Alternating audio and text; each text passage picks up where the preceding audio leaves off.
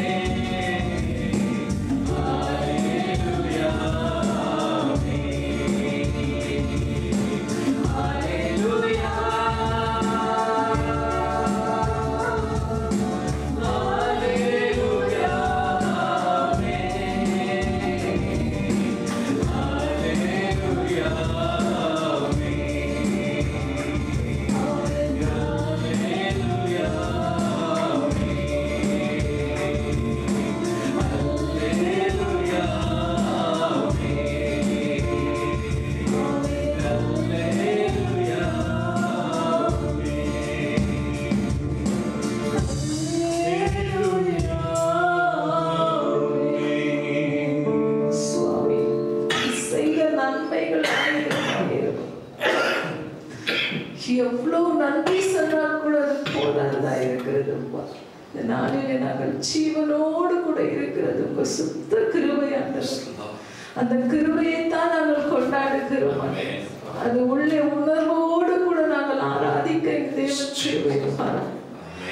ஆராதிக்கிற எந்த ஸ்தலத்திலும் நான் இறங்கி வந்து உங்களை ஆசீர்வதிப்பேன் என்று நீங்க சொல்லிருக்கிறீங்க. அந்த வார்த்தை இருக்கிற ஒவ்வொருவரும் நாங்கள் விசுவாசிக்கிறோம். தேவன் எங்களை ஆசீர்வதித்து அனுப்புகிற தேவன். Jesus. Thank you, Lord. Hallelujah. ನನ್ನ ದೇವರು ಮನಮರುಗುವಂತ ದೇವರಾಗಿದ್ದಾರೆ. ಅದು ಮನಮರುಗುವಂತ ದೇವರು. Hallelujah. ಆ ದೇವರು ನೋಡಿ ಹೇಳುವ, ಆ ದೇವರು ನೋಡಿ ಹೇಳಿ ಹಾಡೋಣ ನಾವು. ಮನಮರುಗುವ ನನ್ನ ದೇವರೇ. Hallelujah. ಎಂಬಂತ ಹಾಡನ್ನು ಹಾಡಿ ದೇವನಾಮವನ್ನು ಮಹಿಮೆಪಡಿಸೋಣ. ಯಾಕಂದ್ರೆ ನಮ್ಮ ಕಣ್ಣೀರನ್ನು ಒರೆಸುವಂತ ದೇವರು, ನಮ್ಮ ಕಷ್ಟಗಳನ್ನು ನೀಗಿಸುವಂತ ದೇವರು, ನಮ್ಮ ಕೊರತೆಗಳನ್ನು ನೀಗಿಸುವಂತ ದೇವರು. ಆ ದೇವರನ್ನು ಸಂತೋಷದಿಂದ ಆರಾಧಿಸಿ ದೇವನಾಮ ಮಹಿಮೆಪಡಿಸು. Thank you father, thank you lord. ಮನ ಮರಗುವ ನನ್ನ ದೇವರೇ, ಕಣ್ಣೀರು ಒರೆಸುವ ನನ್ನ ಯೇಸುವೇ,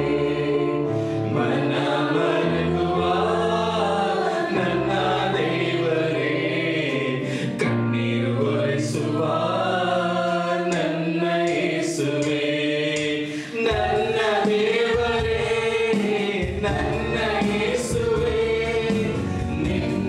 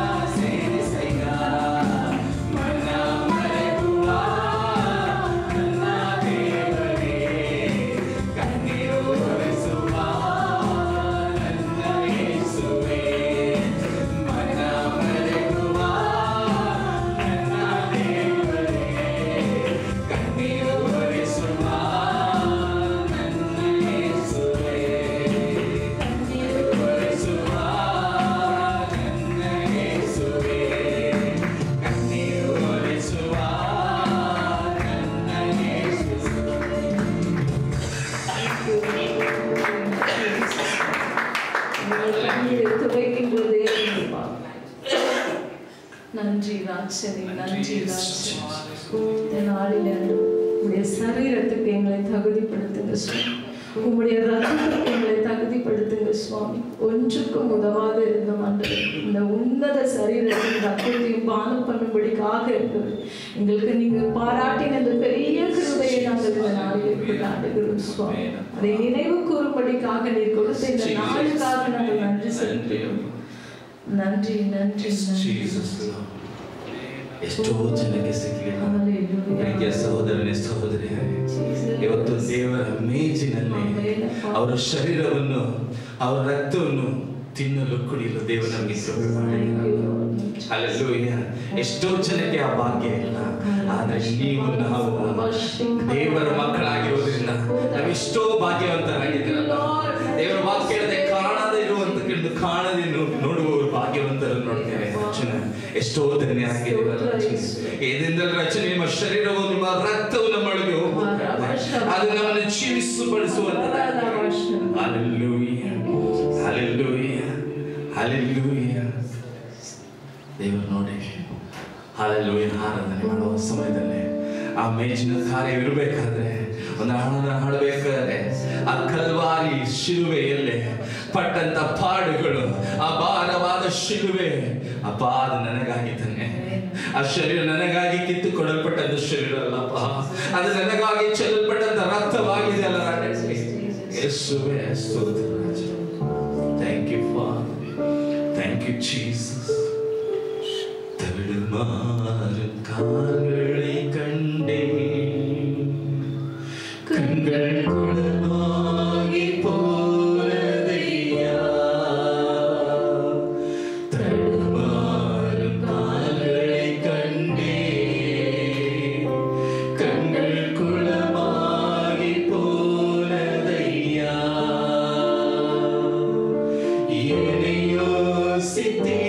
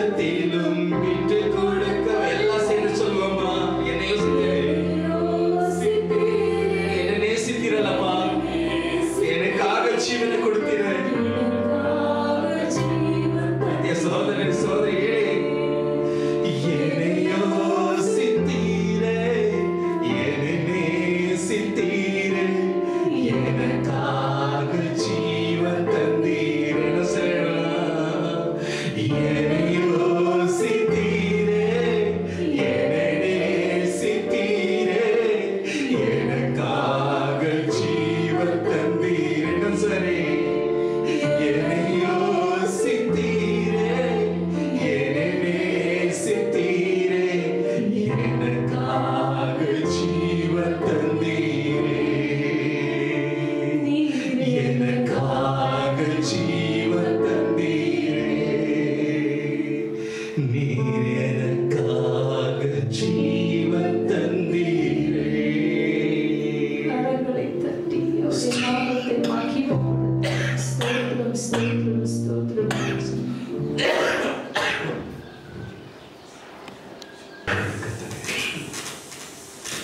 ಯೆಸಯ್ಯನನ್ನು ಮಹಿಮೆಪಡಿಸ್ತೇವೆ.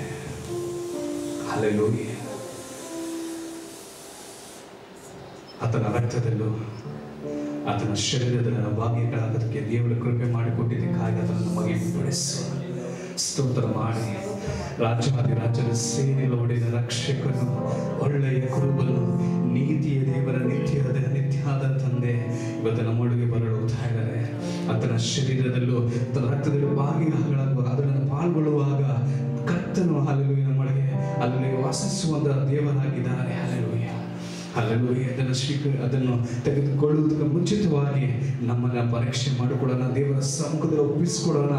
ಯಾರ ಮೇಲೆ ಆದರೂ ಕೂಡ ನಾವು ಹಾಗೆ ಇದ್ದಿದ್ದಾದ್ರೆ, ಅವರ ಮೇಲೆ ನಾವು ದ್ವೇಷ ಮುಟ್ಟೋದಾದ್ರೆ, ಹಲ್ಲೆಲೂಯಾ, ಅವರನ್ನ ಕ್ಷಮಿಸುವಂತ ಕಾರ್ಯವನ್ನು ದೇವರಾತ್ಮ ನಮಗೆ ತೋರಿಸಿಕೊಳ್ಳುವುದಾದ್ರೆ ಅವರನ್ನ ಕ್ಷಮಿಸುವ ದೇವರ ಸಮ್ಮುಖದಲ್ಲಿ. ಹಲ್ಲೆಲೂಯಾ. ಇದು ಒಳ್ಳೆಯ ಸಮಯ ದೇವರು ನಮಗೆ ಕೊಟ್ಟಿದ್ದಾರೆ. ಹಲ್ಲೆಲೂಯಾ. ಆತನ ದೇಹದಲ್ಲಿ ನಾವು ಪಾಲ್ಗೊಳ್ಳುವಾಗ ಆತನ ಒಂದು ಹಲ್ಲೆಲೂಯಾ ಈ ಒಂದು ಕರ್ತನ ಮೇಜಿನಲ್ಲಿ ನಾವು ಪಾಲ್ಗೊಳ್ಳುವ ಮುಂಚಿತವಾಗಿ ಕರ್ತನ ಸಮ್ಮುಖದಲ್ಲಿ ಒಪ್ಪಿಸಿಕೊಡೋಣ. Hallelujah hallelujah. ದೇವರಿಗೆ ಸ್ತೋತ್ರ. ಹಲ್ಲೆಲೂಯಾ. ನನ್ರಿ ಯೇಸುವೇ, ನನ್ರಿ ರಾಜನೇ. ಹಲ್ಲೆಲೂಯಾ. ಸ್ತೋತ್ರವಾಗಲಿ ಸ್ವಾಮಿ, ನನ್ರಿ ಅಪ್ಪ. ಹಲ್ಲೆಲೂಯಾ. ನಾವೆಲ್ಲರೂ ಸೇರಿ ಅದರಲ್ಲಿ ವಾಕ್ಯಗಳು ಹಲ್ಲೆಲೂಯಾ ಪಾಲ್ಗೊಳ್ಳೋಣ. ಹಲ್ಲೆಲೂಯಾ. ನಾವೆಲ್ಲರೂ ಅದರಲ್ಲಿ ಪಾಲ್ಗೊಳ್ಳೋಣ. ಹಲ್ಲೆಲೂಯಾ ಹಲ್ಲೆಲೂಯಾ. ಸ್ತೋತ್ರವಾಗಲಿ ತಂದೆ, ಕರ್ತನಿಗೆ ಮಹಿಮೆ ಉಂಟಾಗಲಿ. ಸ್ತೋತ್ರ. ಹಲ್ಲೆಲೂಯಾ. ನನ್ರಿ ಸ್ವಾಮಿ. ಹಲ್ಲೆಲೂಯಾ. ಸ್ತೋತ್ರ. ಹಲ್ಲೆಲೂಯಾ ಹಲ್ಲೆಲೂಯಾ. ನಾವು ಜೋರಾಗಿ ಕರಗಣ ತಟ್ಟಿ ದೇವರನ್ನು ಮಹಿಮೆಪಡಿಸು. ರಾಜನನ್ನು ಮಹಿಮೆಪಡಿಸು. ಹಲ್ಲೆಲೂಯಾ. ನನ್ರಿ ಯೇಸಪ್ಪ. ಹಲ್ಲೆಲೂಯಾ ಹಲ್ಲೆಲೂಯಾ. ನನ್ರಿ ನನ್ರಿ ನನ್ರಿ ಯೇಸುವೇ, ನನ್ರಿ ರಾಜನೇ. Hallelujah hallelujah. ಸಹೋದರರನ್ನು ಹಲ್ಲೆಲೂಯಾ ಸಹೋದರರನ್ನು ಕೈಗಳನ್ನು ಹಿಡುತ್ತಾ ಹಲ್ಲೆಲೂಯಾ ನಾವು ಒಬ್ಬರಿಗೊಬ್ಬರು ಪ್ರಾರ್ಥನೆ ಮಾಡೋಣ. ಹಲ್ಲೆಲೂಯಾ. ಅವರನ್ನು ಆಶೀರ್ವದಿಸೋಣ. ಹಲ್ಲೆಲೂಯಾ. ಕರ್ತನು ತಾನವರನ್ನ ಆಶೀರ್ವದಿಸಲೆಂದು ನಾವು ಆಯ್ಕೆ ಮಾಡಿ ಪ್ರಾರ್ಥನೆ ಮಾಡೋಣ. ಒಬ್ಬರಿಗೊಬ್ಬರು ಒಪ್ಪಿಸಿಕೊಂಡು ಪ್ರಾರ್ಥನೆ ಮಾಡಿ, ಬಾಯಿ ತೆರೆದ ಶಬ್ದ ತೆರೆದು ಪ್ರಾರ್ಥನೆ ಮಾಡಿ ಅವರನ್ನು ಆರಿಸಿ ಹಲ್ಲೆಲೂಯಾ ಅವರನ್ನು ಬ್ಲೆಸ್ ಮಾಡಿ, ಅವರ ಕುಟುಂಬವನ್ನು ಅವರು ಮಾಡುವಂತ ಕೆಲಸ ಕಾರ್ಯ ಎಲ್ಲವನ್ನು ಸೇರಿ ಹಲ್ಲೆಲೂಯಾ ಬ್ಲೆಸ್ ಮಾಡಿ. ಹಲ್ಲೆಲೂಯಾ. ಸ್ತೋತ್ರ ಸ್ತೋತ್ರ. ಹಲ್ಲೆಲೂಯಾ.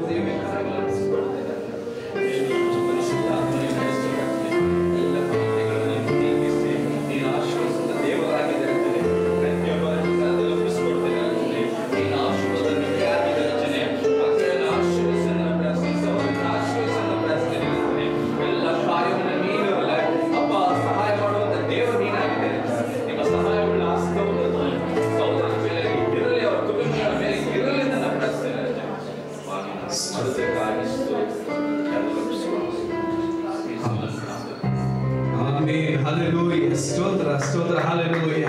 ಕನ್ನಡದಲ್ಲಿ ದೇವರ ನಾಮವನ್ನು ಮಹಿಮೆಪಡಿಸೋಣ. ಹಲ್ಲೆಲೂಯಾ ಹಲ್ಲೆಲೂಯಾ. ಸ್ತೋತ್ರವಾಗಲಿ. ಹಲ್ಲೆಲೂಯಾ. ನಾವು ಕುಳಿತುಕೊಳ್ಳೋಣ ದೇವರ ಸಮ್ಮುಖದಲ್ಲಿ. ಹಲ್ಲೆಲೂಯಾ.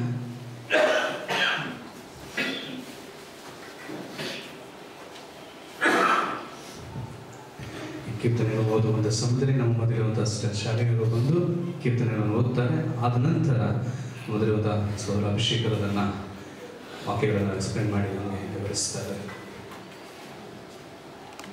ಕೀರ್ತನೆಗಳು 112ನೇ ಅಧ್ಯಾಯ. ಯಾಹೋವನಿಗೆ ಸ್ತೋತ್ರ. ಯಾವನು ಯೆಹೋವನಲ್ಲಿ ಭಯಭಕ್ತಿ ಉಳ್ಳವನಾಗಿ ಆತನ ಆಜ್ಞೆಗಳಲ್ಲಿ ಅತ್ಯಾನಂದ ಪಡುವವನು ಅವನೇ ಧನ್ಯನು. ಅವನ ಸಂತಾನವು ಲೋಕದಲ್ಲಿ ಬಲಿಷ್ಠವಾಗುವುದು. ನೀತಿವಂತನ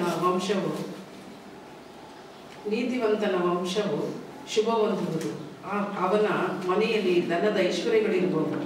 ಅವನ ನೀತಿಯು ಸದಾಕಾಲವು ಫಲಿಸುತ್ತಿರುವುದು. ಯಥಾರ್ಥರಿಗೆ ಕತ್ತಲೆಯಲ್ಲಿ ಜ್ಯೋತಿ ಮೂಡುವುದು. ದಯೆಯು ಕನಿಕರವು ನೀತಿಯು ಉಳ್ಳ ದೇವರೇ ಆ ಜ್ಯೋತಿ. ದಯಾಳುವಾಗಿ ಧನ ಸಹಾಯ ಮಾಡುವವನು, ತನ್ನ ಕಾರ್ಯಗಳನ್ನು ನೀತಿಯಿಂದ ನಡೆಸುವವನು ಭಾಗ್ಯವಂತನು. ಅವನು ಎಂದು ಕದಲುವುದಿಲ್ಲ. ನೀತಿವಂತನನ್ನು ಯಾವಾಗಲೂ ನೆನೆಸುವವರು ಅವನಿಗೆ ಕೆಟ್ಟ ಸುದ್ದಿಯ ಭಯವಿರುವುದಿಲ್ಲ. ಯೆಹೋವನಲ್ಲಿ ಭರವಸೆ ಇಟ್ಟಿರುವುದರಿಂದ ಅವನ ಮನಸ್ಸು ಸ್ಥಿರವಾಗಿರುವುದು. ದುಷ್ಟರಿಗಾಗುವ ಶಿಕ್ಷೆಯನ್ನು ಕಣ್ಣಾರೆ ಕಾಣುವೆನೆಂಬ ಭರವಸೆವಿರುವುದರಿಂದ ಅವನ ಮನಸ್ಸು ದೃಢವಾಗಿದೆ, ಹೆದರುವುದಿಲ್ಲ. ಬಡವರಿಗೆ ಉದ್ಧಾರವಾಗಿ ಕೊಡುತ್ತಾನೆ, ಅವನ ನೀತಿಯ ಫಲವು ಸದಾಕಾಲವಿರುವುದು. ಮಹಿಮೆಯೊಡನೆ ಅವನ ಕೊಂಬು ಎತ್ತಲ್ಪಡುವುದು. ದುಷ್ಟನು ನೋಡಿ ವ್ಯಥೆಪಡುವನು, ಅವನ ಹಲ್ಲು ಕಡಿಯುತ್ತಾ ಲಯ ಹೊಂದುವನು. ದುಷ್ಟರ ನಿರೀಕ್ಷೆಯು ಭಂಗವಾಗುವುದು. ಆಮೆನ್.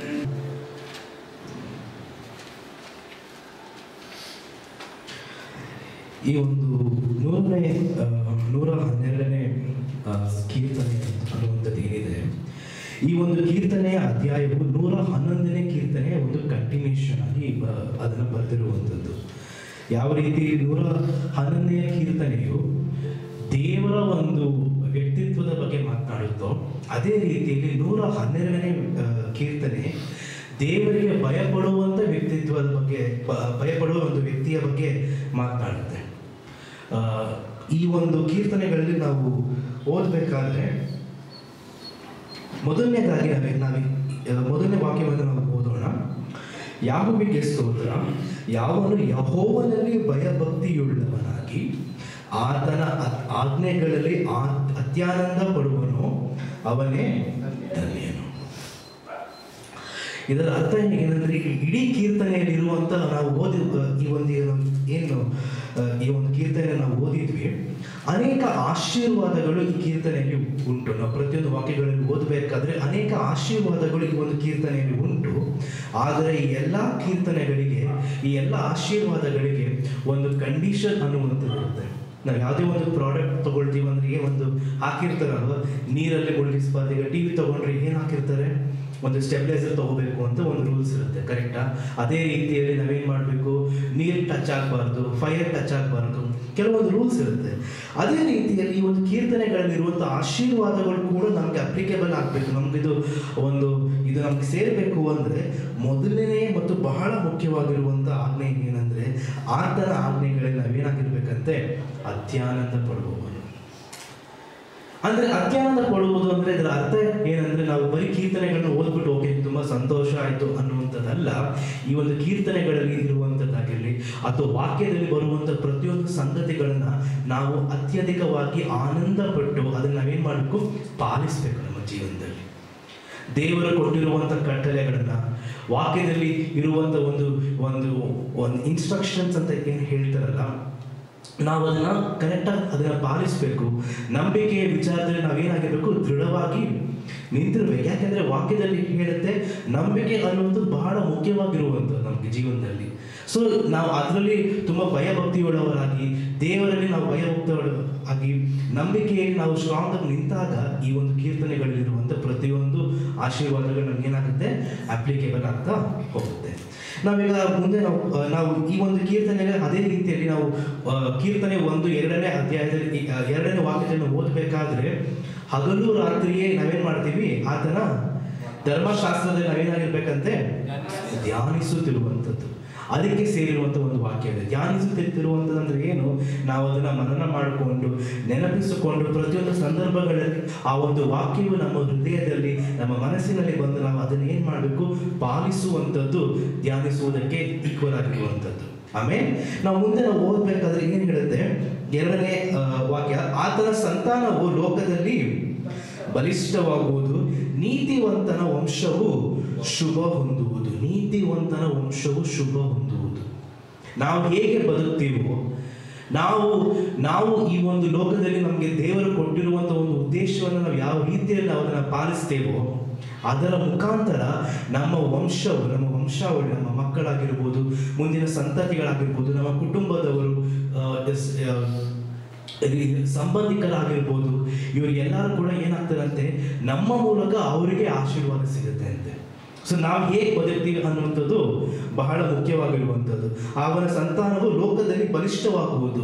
ಅಬ್ರಹಾಮನ ಒಂದು ಜೀವಿತದಲ್ಲಿ ನಾವು ನೋಡಬೇಕಾದ್ರೆ ಏನಾಗುತ್ತೆ, ಆತನು ಅವತ್ತು ನಂಬಿಕೆಯ ತಂದೆ ಆಗಿದ್ದ ಒಂದು ಕಾರಣಕ್ಕೋಸ್ಕರ ಇವತ್ತು ಲೋಕದಲ್ಲಿರುವಂಥ ಸುಮಾರು ಒಂದು 70% ಪಾಪ್ಯುಲೇಷನ್ ಯಾರಿಂದ ಬಂದಿರುವಂಥದ್ದು?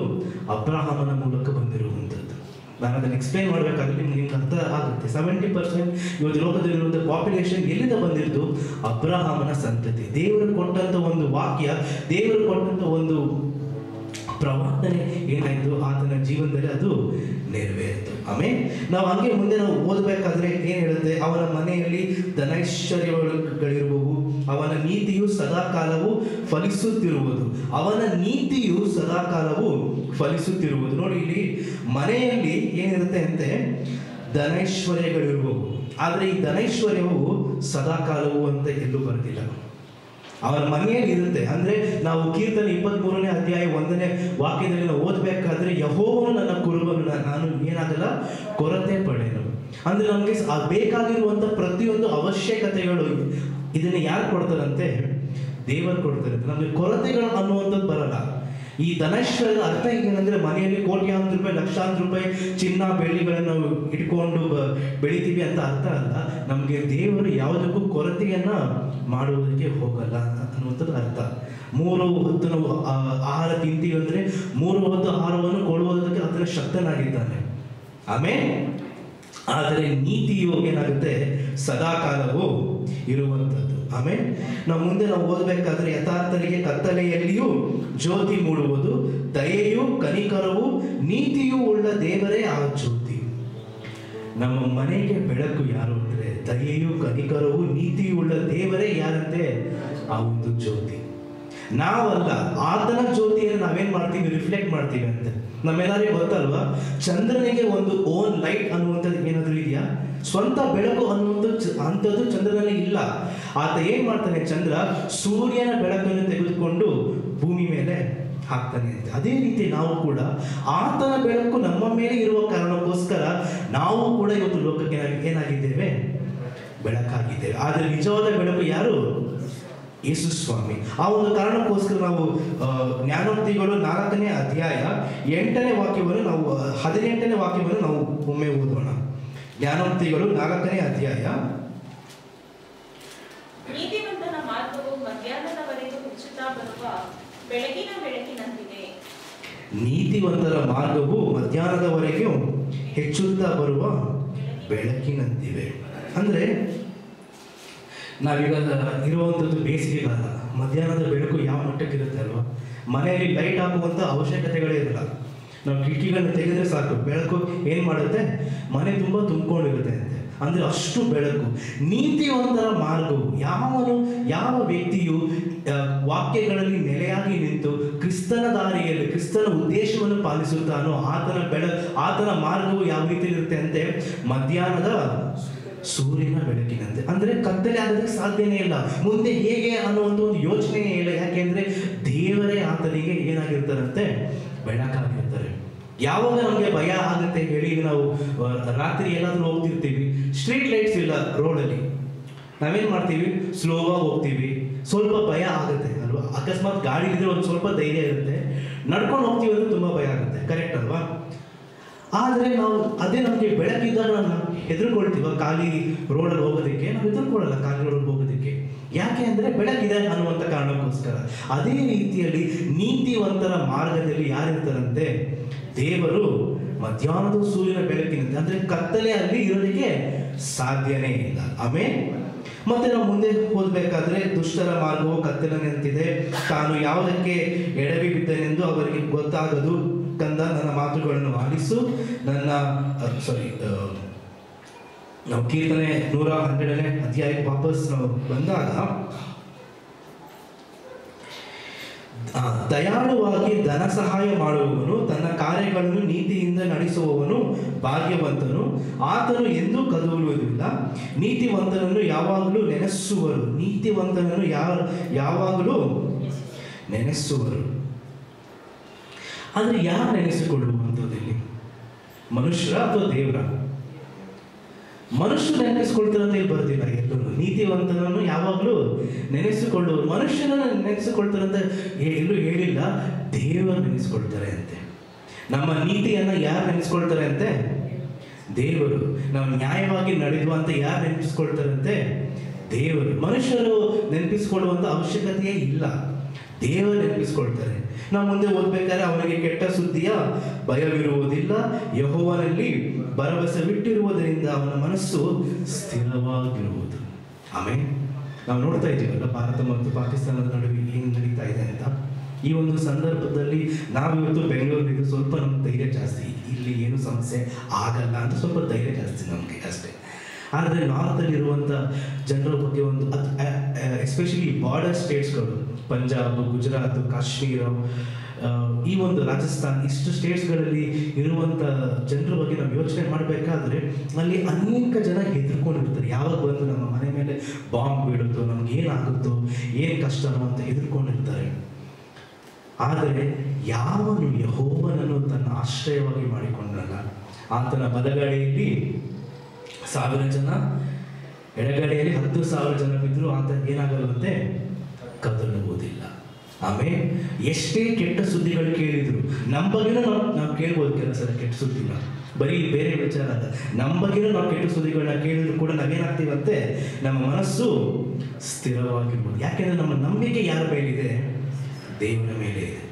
ನೀತಿವಂತನಿಗೆ ಸಿಗುವಂಥ ಆಶೀರ್ವಾದಗಳ ಒಂದು ಲಿಸ್ಟ್ಗಳನ್ನು ನಾವು ಪಟ್ಟಿ ಮಾಡಬೇಕು ಅಂದರೆ ಈ 112 ಕೀರ್ತನೆ ನಾವೇನು ಮಾಡಬೇಕು? ಓದಬೇಕು. ಆಮೇಲೆ ಕೊನೆಯದಾಗಿ ನಾವು 10ನೇ ವಾಕ್ಯದಲ್ಲಿ ನಾವು ಅದನ್ನು ಓದಿದಾಗ, ದುಷ್ಟನು ನೋಡಿ ವ್ಯಥೆ ಪಡುವನು, ಅವನು ಹಲ್ಲು ಕಡಿಯುತ್ತಾ ಲಯ ಹೊಂದುವನು, ದುಷ್ಟರ ನಿರೀಕ್ಷೆಯು ಭಂಗವಾಗುವುದು. ಮೊದಲನೆಯ ಒಂದು ವಾಕ್ಯ ನಂಗೇನು ಹೇಳಿದೆ, ಅದು ಒಂದು ಕಂಡೀಷನ್ ಇದ್ದಂಗೆ. ಇದನ್ನು ಪಾಲಿಸಿದರೆ ಎಲ್ಲ ಆಶೀರ್ವಾದಗಳು ಸಿಗ್ತವೆ ಅಂತ. ಪಾಲಿಸದೆ ಇದ್ದರೆ ಏನಾಗುತ್ತೆ ಅಂತ ಈ ಕೊನೆ ವಾಕ್ಯ ನಮ್ಗೆ ಹೇಳುತ್ತೆ. ಪಾಲಿಸಿದರೆ 2ನೇ ವಾಕ್ಯದಿಂದ 9ನೇ ವಾಕ್ಯದ ತನಕ ಇರುವಂಥ ಎಲ್ಲ ಆಶೀರ್ವಾದಗಳು ನಮಗೆ ಸಿಗುತ್ತೆ. ಪಾಲಿಸದೇ ಇದ್ದರೆ, ಆತನ ನೀತಿಯಲ್ಲಿ ನಾವು ನಡೆಯದೇ ಇದ್ದರೆ, ಆತನ ಧರ್ಮಶಾಸ್ತ್ರದ ಪ್ರಕಾರ ನಾವು ನಡೆಯದೇ ಇದ್ದರೆ, ಆತನ ವಾಕ್ಯದಲ್ಲಿ ನಾವು ನೆಲೆಯಾಗದೇ ಇದ್ದರೆ ಏನಾಗುತ್ತೆ? ದುಷ್ಟನು ನೋಡಿ ವ್ಯಥೆ ಪಡುವನು. ದೇವ ಜನರೇ, ಇವತ್ತು ನಾನು ನಿಮ್ಮೊಂದು ಮಾತು ಹೇಳ್ತೇನೆ, ನಿಮ್ಮನ್ನು ನೋಡಿ ಹೊಟ್ಟೆ ಕಿಚ್ಚು ಪಡುವಂಥ ಜನರು ಯಾರೇ ಆಗಿರಲಿ, ಅವರು ಕ್ರೈಸ್ತರಲ್ಲದೇ ಇರ್ಬೋದು, ಕ್ರೈಸ್ತರೇ ಆಗಿರ್ಬೋದು, ನಿಮ್ಮ ಜೊತೆಯಲ್ಲೇ ಇದ್ದು ಚೆನ್ನಾಗಿದ್ದೀರಾ ಬ್ರದರ್, ಚೆನ್ನಾಗಿದೆ ಸಿಸ್ಟರ್ ಅಂತ ಹೇಳುವಂಥ ಜನರೇ ಆಗಿರ್ಬೋದು, ನಿಮ್ಮನ್ನು ನೋಡಿ ಹೊಟ್ಟೆ ಕಿಚ್ಚು ಪಡ್ತಾರೆ ಅಂದರೆ ನಿಮಗೆ ಒಂದು ನಂಬಿಕೆ ಇರಲಿ, ನೀವು ನೀತಿವಂತರಾಗಿ ಬದುಕ್ತಾ ಇದ್ದರೆ ನಿಮಗೆ ದೇವರು ನಿಮ್ಮನ್ನು ಕಾಪಾಡ್ಕೊಳ್ತಾರೆ ಅಂತ ಅರ್ಥ. ಆಮೇಲೆ ಅವ್ರಿಗೇನೇ ಮಾಡ್ಕೊಳ್ಳಿ, ನಿಮ್ಮ ನೋಡಿ ಹೊಟ್ಟೆ ಕಿಚ್ಚು ಪಡ್ತಾರ ಪಡ್ಕೊಳ್ಳಿ. ಇಲ್ಲ ಓದಿದ್ವಲ್ಲ, ದುಷ್ಟರು ನೋಡಿ ಏನು ಮಾಡ್ತಾರಂತೆ? ವ್ಯಥೆ ಪಡುವನು. ಇಂಗ್ಲಿಷ್ ಬೈಬಲಲ್ಲಿ the wicked man sees it and is angry, ಕೋಪಿಸ್ಕೊಳ್ತಾರೆ ಅಂತೆ. ಹೊಟ್ಟೆ ಕಿಚ್ಚು, ಏನು ನೀವು ಇವ್ರು ಹಿಂಗೆ ಬೆಳೆದ್ಬಿಟ್ರಲ್ಲ, ನಾವು ಕೇಳಿರ್ತೇವಲ್ಲ ಈ ಮಾತುಗಳನ್ನ ನಮ್ಮ ಜೀವಿತಗಳಲ್ಲಿ, ಏನು ಹಿಂಗೆ ಬೆಳೆದ್ಬಿಟ್ರಲ್ಲ ಇವ್ರುಗಳ ಬಗ್ಗೆ ನಮಗೆ ಗೊತ್ತಿಲ್ವಾ? ಯಾಕೆ ಅಂದರೆ ತಮ್ಮ ಮನಸ್ಸನ್ನು ಏನು ಮಾಡ್ಕೊಳ್ತಾರಂತೆ? ಸಮಾಧಾನ ಪಡಿಸಿಕೊಳ್ಳುವುದಕ್ಕೋಸ್ಕರ ಏನು ಹೇಳ್ತಾರೆ? ಏನಾದರೂ ಹೇಳ್ತಾ ಇರ್ತಾರೆ. ಆದರೆ ಒಂದು ನೆನಪಿರಲಿ, ನಮ್ಮನ್ನು ಕಾಯುವಂಥದ್ದು ದೇವರು. ಆತನು ನಮ್ಮನ್ನು ಕರೆದಿದ್ದಾನೆ. ಆತನ ಮಾರ್ಗದಲ್ಲಿ ನಾವು ಯಾವಾಗ ನಡೆಯುತ್ತೇವೋ, ಯಾವಾಗ ಆತನ ವಾಕ್ಯವು ನಮ್ಮಲ್ಲಿ ನೆಲೆಯಾಗಿರುತ್ತದೋ, ನಮಗೆ ಆಶೀರ್ವಾದಗಳನ್ನ ಆತನು ಮಾತ್ರನೇ ಕೊಡೋಕ್ಕೆ ಸಾಧ್ಯ. ಯಾವ ಮನುಷ್ಯನಿಂದಲೂ ಬರುವುದಕ್ಕೆ ಸಾಧ್ಯವಿಲ್ಲ ಆಶೀರ್ವಾದ. Blessings are not dependent on any man, blessings are dependent on God alone. ಯೇಸುವಿನಿಂದ ಮಾತ್ರವೇ ಆಶೀರ್ವಾದಗಳು ಬರುವುದಕ್ಕೆ ಸಾಧ್ಯ, ಯಾವ ಮನುಷ್ಯನಿಂದ ಬರುವುದಕ್ಕೆ ಸಾಧ್ಯವಿಲ್ಲ. ಆ ಒಂದು ಕಾರಣಕ್ಕೋಸ್ಕರ ವಾಕ್ಯವು ನಮ್ಮಲ್ಲಿ ನೆಲೆಯಾಗಿರಲಿ. ವಾಕ್ಯಗಳನ್ನು ಹೆಚ್ಚಾಗಿ ಓದುವಂಥದ್ದು ಮಾತ್ರ ಅಲ್ಲ, ನಾವು ಅನೇಕ ಜನರನ್ನು ನಾವು ನೋಡಿರ್ತೇವೆ. ದೇವರಲ್ಲಿ ಇರ್ತಾರೆ, ಸಭೆಗೆ ಹೋಗ್ತಾರೆ, ಆರಾಧನೆ ಮಾಡ್ತಾರೆ, ವಾಕ್ಯಗಳನ್ನ ಕೊಡ್ತಾರೆ. ವಾಕ್ಯಗಳನ್ನ ಕೇಳೋದು ಮಾತ್ರ, ವಾಕ್ಯಗಳನ್ನ ಕೊಡುವಂಥದ್ದು ಕೂಡ ಇರ್ಬೋದು. ಬೆಳಿಗ್ಗೆ ಎದ್ದು ಏನು ಮಾಡ್ತಾರೆ? ವಾಕ್ಯಗಳನ್ನ ಓದ್ತಾ ಇರ್ತಾರೆ. ಆದರೆ ವಾಕ್ಯಗಳು ಅವರಲ್ಲಿ ಕ್ರಿಯೆ ಮಾಡಲಿಲ್ಲ ಅಂದರೆ, ಅವರ ಕ್ಯಾರೆಕ್ಟರ್, ಅವರು ನಡೆದುಕೊಳ್ಳುವಂಥ ಒಂದು ರೀತಿ, ಅವರ ಬಾಯಿಂದ ಬರುವಂಥ ಮಾತುಗಳು ಅದರಲ್ಲಿ ವಾಕ್ಯದ ಪ್ರಕಾರ ಇಲ್ಲದೆ ಹೋದರೆ ಏನಾಗುತ್ತೆ ಅಂತೆ? ಈ 10ನೇ ವಾಕ್ಯಕ್ಕೆ ಅದು ಸಮಾನವಾಗುತ್ತೆ. ಆಮೇಲೆ ಆತನ ವಾಕ್ಯದಲ್ಲಿ ನಾವು ಹಿಂದೆಂದಿಗೂ ನೆಲೆಯಾಗಿರೋಣ ಅಂತ ಹೇಳ್ಕೊಳ್ತೇನೆ. ದೇವರ ನಾಮಕ್ಕೆ ಮಹಿಮೆ ಉಂಟಾಗಲಿ.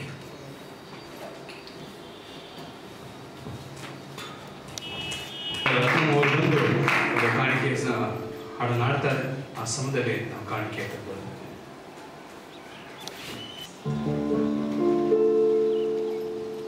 ಆತ್ಮಸ್ವರೂಪನೇ, ಪ್ರಿಯ ಆತ್ಮಸ್ವರೂಪನೇ,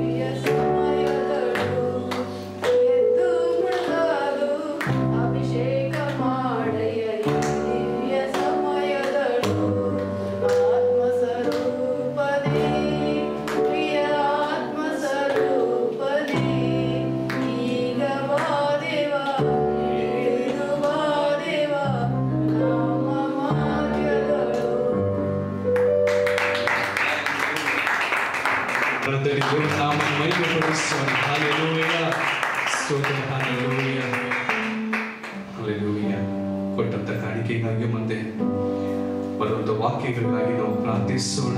ದೇವರ ಆತ್ಮನ ಕ್ರಿಯೆ ಮಾಡಲಿ, ನಮ್ಮೊಂದಿಗೆ ಮಾತನಾಡಲಿ. ದೇವರ ವಾಕ್ಯ ಹೇಳುವ ಹಾಗೆ ಸತ್ಯವನ್ನು ಅರಿತುಕೊಳ್ಳಲಿ, ಸತ್ಯವು ನಿಮ್ಮನ್ನು ಬಿಡುಗಡೆಗೊಳಿಸುವುದನ್ನು ವಾಕ್ಯ ಹೇಳುತ್ತೆ. ಹಲೆಲೂಯ. ನಾವು ಪ್ರಾರ್ಥನೆ ಮಾಡೋಣ, ನಂಬಿಸಿಕೊಂಡು ಹಲೆಲೂಯ ಅಷ್ಟ ಪ್ರಾರ್ಥನೆ ಮಾಡಿ.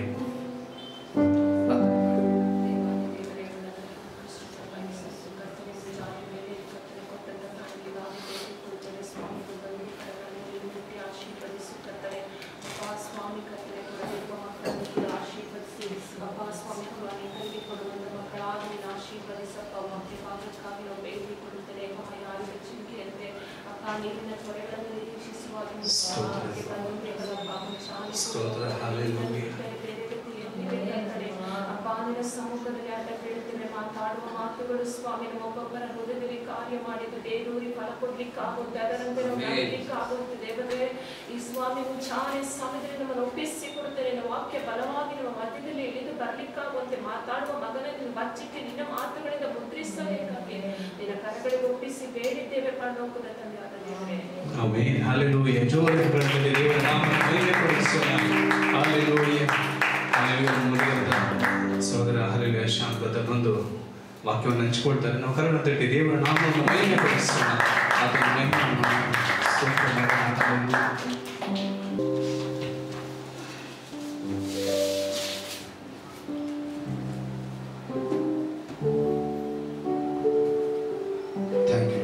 ಸ್ತೋತ್ರ. ಮಹಿಮೆ ಸ್ವರೂಪನೇ ನಿಮಗೆ ಸ್ತೋತ್ರ ಮಾಡ್ತೇವೆ. ಎಲ್ಲ ಸೃಷ್ಟಿಗೂ ಯಜಮಾನನಾದಂಥ ದೇವರೇ, ನಿಮಗೆ ಮಹಿಮೆ ಆಗಲಿ. ಹಲ್ಲೆಲೂಯಾ. ನಿನ್ನ ಹಾಗೆ ದೇವರು ಭುವಿಯಲಿಲ್ಲ, ನೀನಿಲ್ಲದೆ ಬೇರೆ ಆಧಾರವಿಲ್ಲ. ನಿನ್ನ ಹಾಗೆ ದೇವರು ಭುವಿಯಲಿಲ್ಲ, ನೀನಿಲ್ಲದೆ ಬೇರೆ ಆಧಾರವಿಲ್ಲ. ನಿನ್ನ ಪ್ರಿಯನಾಗಿ ನಾನು ನೆಲೆಗೊಳ್ಳಲೇ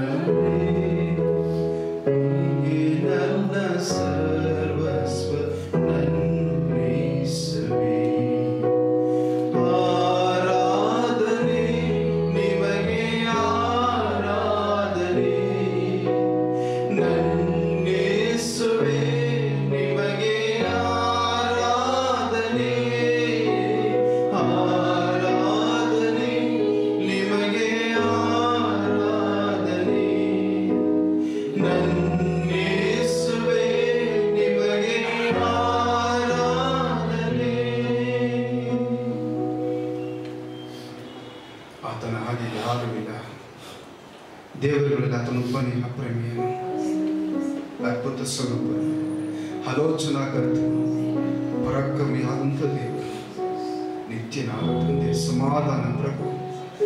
ನಿಮ್ಮ ನಾಮವನ್ನು ಘನಪಡಿಸೋದಕ್ಕೆ ಕರ್ತನೇ ನೀವು ಕೊಟ್ಟಂತ ಈ ಭಾಗ್ಯ ಪದವಿಗೆ ಆಗಿ ನಿಮ್ಮನ್ನು ಕೊಂಡಾಡಿ ಮಹಿಮೆಪಡಿಸಿದ ನಮ್ಮೊಟ್ಟಿಗೆ ನೀವು ಮಾತನಾಡು. ನಿಮ್ಮ ನಾಮಕ್ಕೆ ಮಹಿಮೆಯಾಗಲಿ, ಯೇಸುವಿನ ನಾಮದಲ್ಲಿ ತಂದೆ, ಆಮೇಲೆ. ಇವತ್ತಿನ ವಾಕ್ಯಕ್ಕೆ ಆಧಾರವಾಗಿ ನಾವು ಟೈಟಲ್ ಬಂದಿರೋದು ಕಣ್ಣೀರು. ಹಲ್ಲೆಲೂಯ. ಇಂಗ್ಲೀಷಲ್ಲಿ ಹೇಳ್ತಾರೆ ಕ್ರೈಯಿಂಗ್, ಹಲ್ಲೆಲೂಯ, ಟೀರ್ಸ್ ಅಲ್ವಾ? ಕಣ್ಣೀರು. ಕಣ್ಣೀರು ಬಲಹೀನತೆಯ ಒಂದು ಸಂಕೇತ ಆಗಿದ್ರು ಕೂಡ ಅದಕ್ಕೇನಿದೆ? ಶಕ್ತಿ ಇದೆ. ಹಲ್ಲೆಲೂಯ ಅಲ್ವಾ? ಅದು ಬಲಹೀನದ ಸಂಕೇತನೇ ಆಗಿರ್ಬೋದು ಕಣ್ಣೀರು. ಅನೇಕ ಸಂದರ್ಭಗಳಲ್ಲಿ ಮನುಷ್ಯರಿಂದ ಮನುಷ್ಯರಿಗೆ ನಾವು ತನ್ನ ಕಷ್ಟಗಳನ್ನು ಹೇಳ್ಕೊಂಡು ಕೆಲವು ಟೈಮ್ ಅಳೋದು ಉಂಟು ಅಲ್ವಾ?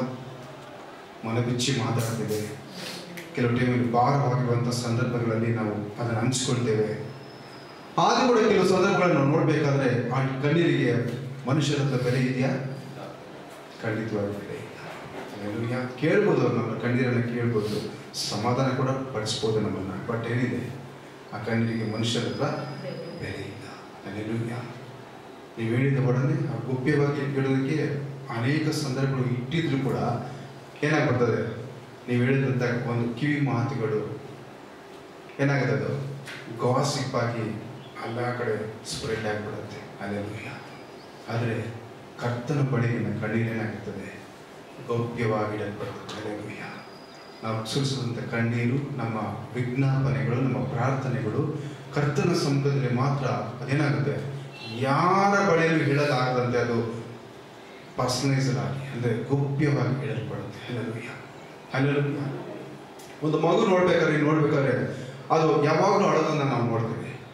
ಬಾಲ್ಯದಲ್ಲಿರುವಂಥ ಮಗು, ಅಂದರೆ ಒಂದು ಕೈಯಲ್ಲಿ ಎತ್ಕೊಳ್ಬೇಕಾದಂಥ ಒಂದು ಮಗು ನೋಡ್ಬೇಕಾದ್ರೆ ನಾವು ಅದಕ್ಕೆ ಒಂದೇ ಒಂದು ಸಂಕೇತ ಇರೋದು, ಏನಂತೇಳಿ ಅಳೋದು ಮಾತ್ರ ಗೊತ್ತಿರೋಂಥ ಭಾಷೆ, ಒಂದೇ ಒಂದು ಭಾಷೆ ಅದಕ್ಕೆ ಗೊತ್ತಿರೋದು ಅಳೋದು ಮಾತ್ರ. ಯಾಕಂದರೆ ಅದು ಹಶುವಾದರೂ ಕೂಡ ಅಳುತ್ತೆ, ಅಥವಾ ಏನಾದರೂ ಬೇಕಾದರೂ ಕೂಡ ಅಳುತ್ತೆ. ಅದು ಮಾತ್ರ ಅದಕ್ಕೆ ಏನಾದರೂ ನೋವಾದರೂ ಕೂಡ ಏನಾಗುತ್ತೆ, ಅಳುತ್ತೆ. ಒಂದೇ ಭಾಷೆ ಗೊತ್ತಿರೋದು ಮಗುವಿಗೆ, ಅದು ಅಳು ಮಾತ್ರ. ಹಲ್ಲೆಲೂಯ.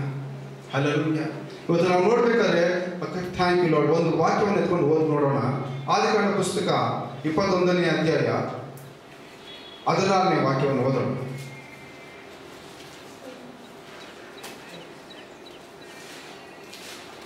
ಒಂದು ಗಿಡದ ನೆರಳಿನಲ್ಲಿ ಮಗುವನ್ನು ಹಾಕಿ ಮಗು ಸಾಯುವುದನ್ನು ನೋಡಲಾರೆನು ಅಂದುಕೊಂಡು ಬೀಳಿಸುವಿಕೆಯಷ್ಟು ದೂರ ಹೋಗಿ ಅವನೆದುರಾಗಿ ಕೂತುಕೊಂಡು ಗಟ್ಟಿಯಾಗಿ ಅತ್ತರು. ಹಲ್ಲೆಲೂಯ. ಆ ಮಗು ಸಾಯುವುದನ್ನ ಏನಂತೆ ಆಕೆ ಒಂದು ಸ್ತ್ರೀ ನೋಡ್ತೀವಲ್ಲಿ, ಆ ಸ್ತ್ರೀ ಏನ್ ಮಾಡ್ತಾಳಂತೆ, ಮಗು ಸಾಯುವುದನ್ನು ನೋಡಲಾರದೆ ಸ್ವಲ್ಪ ದೂರ ಹೋಗಿ ಗಟ್ಟಿಯಾಗಿ ಕೂತ್ಕೊಂಡು ಏನ್ ಮಾಡ್ತಾಳೆ, ಅಳ್ತಾಳೆ. ಹಲ್ಲೆಲೂಯ. ನೋಡಿ, ಈಕೆ ನೋಡ್ಬೇಕಾದ್ರೆ ಈಕೆ ಏನು ಸಾಮಾನ್ಯವಾದಂಥ ವ್ಯಕ್ತಿ ಅಲ್ಲ, ಅಂದ್ರೆ ಪರಿಚಯ ಇಲ್ಲದಂಥ ವ್ಯಕ್ತಿ ಅಲ್ಲ. ಈಕೆ ಯಾರಾಗಿದ್ದಾಳೆ, ಅಬ್ರಹಾಮನಿಗೆ ಹೆಂಡತಿಯಾಗಿ ಒಪ್ಪಿಸಲ್ಪಟ್ಟವಳು. ಏನಾಗಿದ್ದಾಳು, ಹೆಂಡತಿಯಾಗಿ ಒಪ್ಪಿಸಲ್ಪಟ್ಟವಳು. ಈಕೆ ಅಬ್ರಹಾಮನಿಗೆ ಈಕೆ ಕುರಿತಾದಂಥ ಒಂದು ಸನ್ನಿವೇಶ ಗೊತ್ತಿದೆಯಾ ಇಲ್ವಾ? ಖಂಡಿತವಾಗಿ ಗೊತ್ತಿದೆಯಲ್ಲ. ಆದರೆ ಅನೇಕ ಸಂದರ್ಭಗಳಲ್ಲಿ ಈಕೆ ತನ್ನ ನೋವನ್ನು ಅಬ್ರಹಾಮನ ತೋಡ್ಕೊಂಡಿರ್ಬೋದಲ್ವಾ, ಹಂಚ್ಕೊಂಡಿರ್ಬೋದಲ್ವಾ. ಹಲ್ಲೆಲೂಯ. ಆದ್ರೂ ಕೂಡ ಏನಾಗಿದೆ, ಅಬ್ರಹಾಮನ ಕೊನೆಯದಾಗಿ ಅನೇಕ ದಿವಸಗಳಲ್ಲಿ ಇದ್ರೂ ಕೂಡ ಕೊನೆಯದಾಗಿ ಏನ್ ಮಾಡ್ತಾನೆ, ಒಂದು ಬುತ್ತಿಯಲ್ಲಿ ಏನಂತಾರೆ ರೊಟ್ಟಿಯನ್ನು ಮತ್ತು ಜೊತೆಗೆ ನೀರನ್ನು ಕೊಟ್ಟು ಆಕೆನ ಅಲ್ಲಿಂದ ಕಳಿಸ್ಬಿಡ್ತಾನೆ. ಹಲ್ಲೆಲೂಯ. ಹಲ್ಲೆಲೂಯ.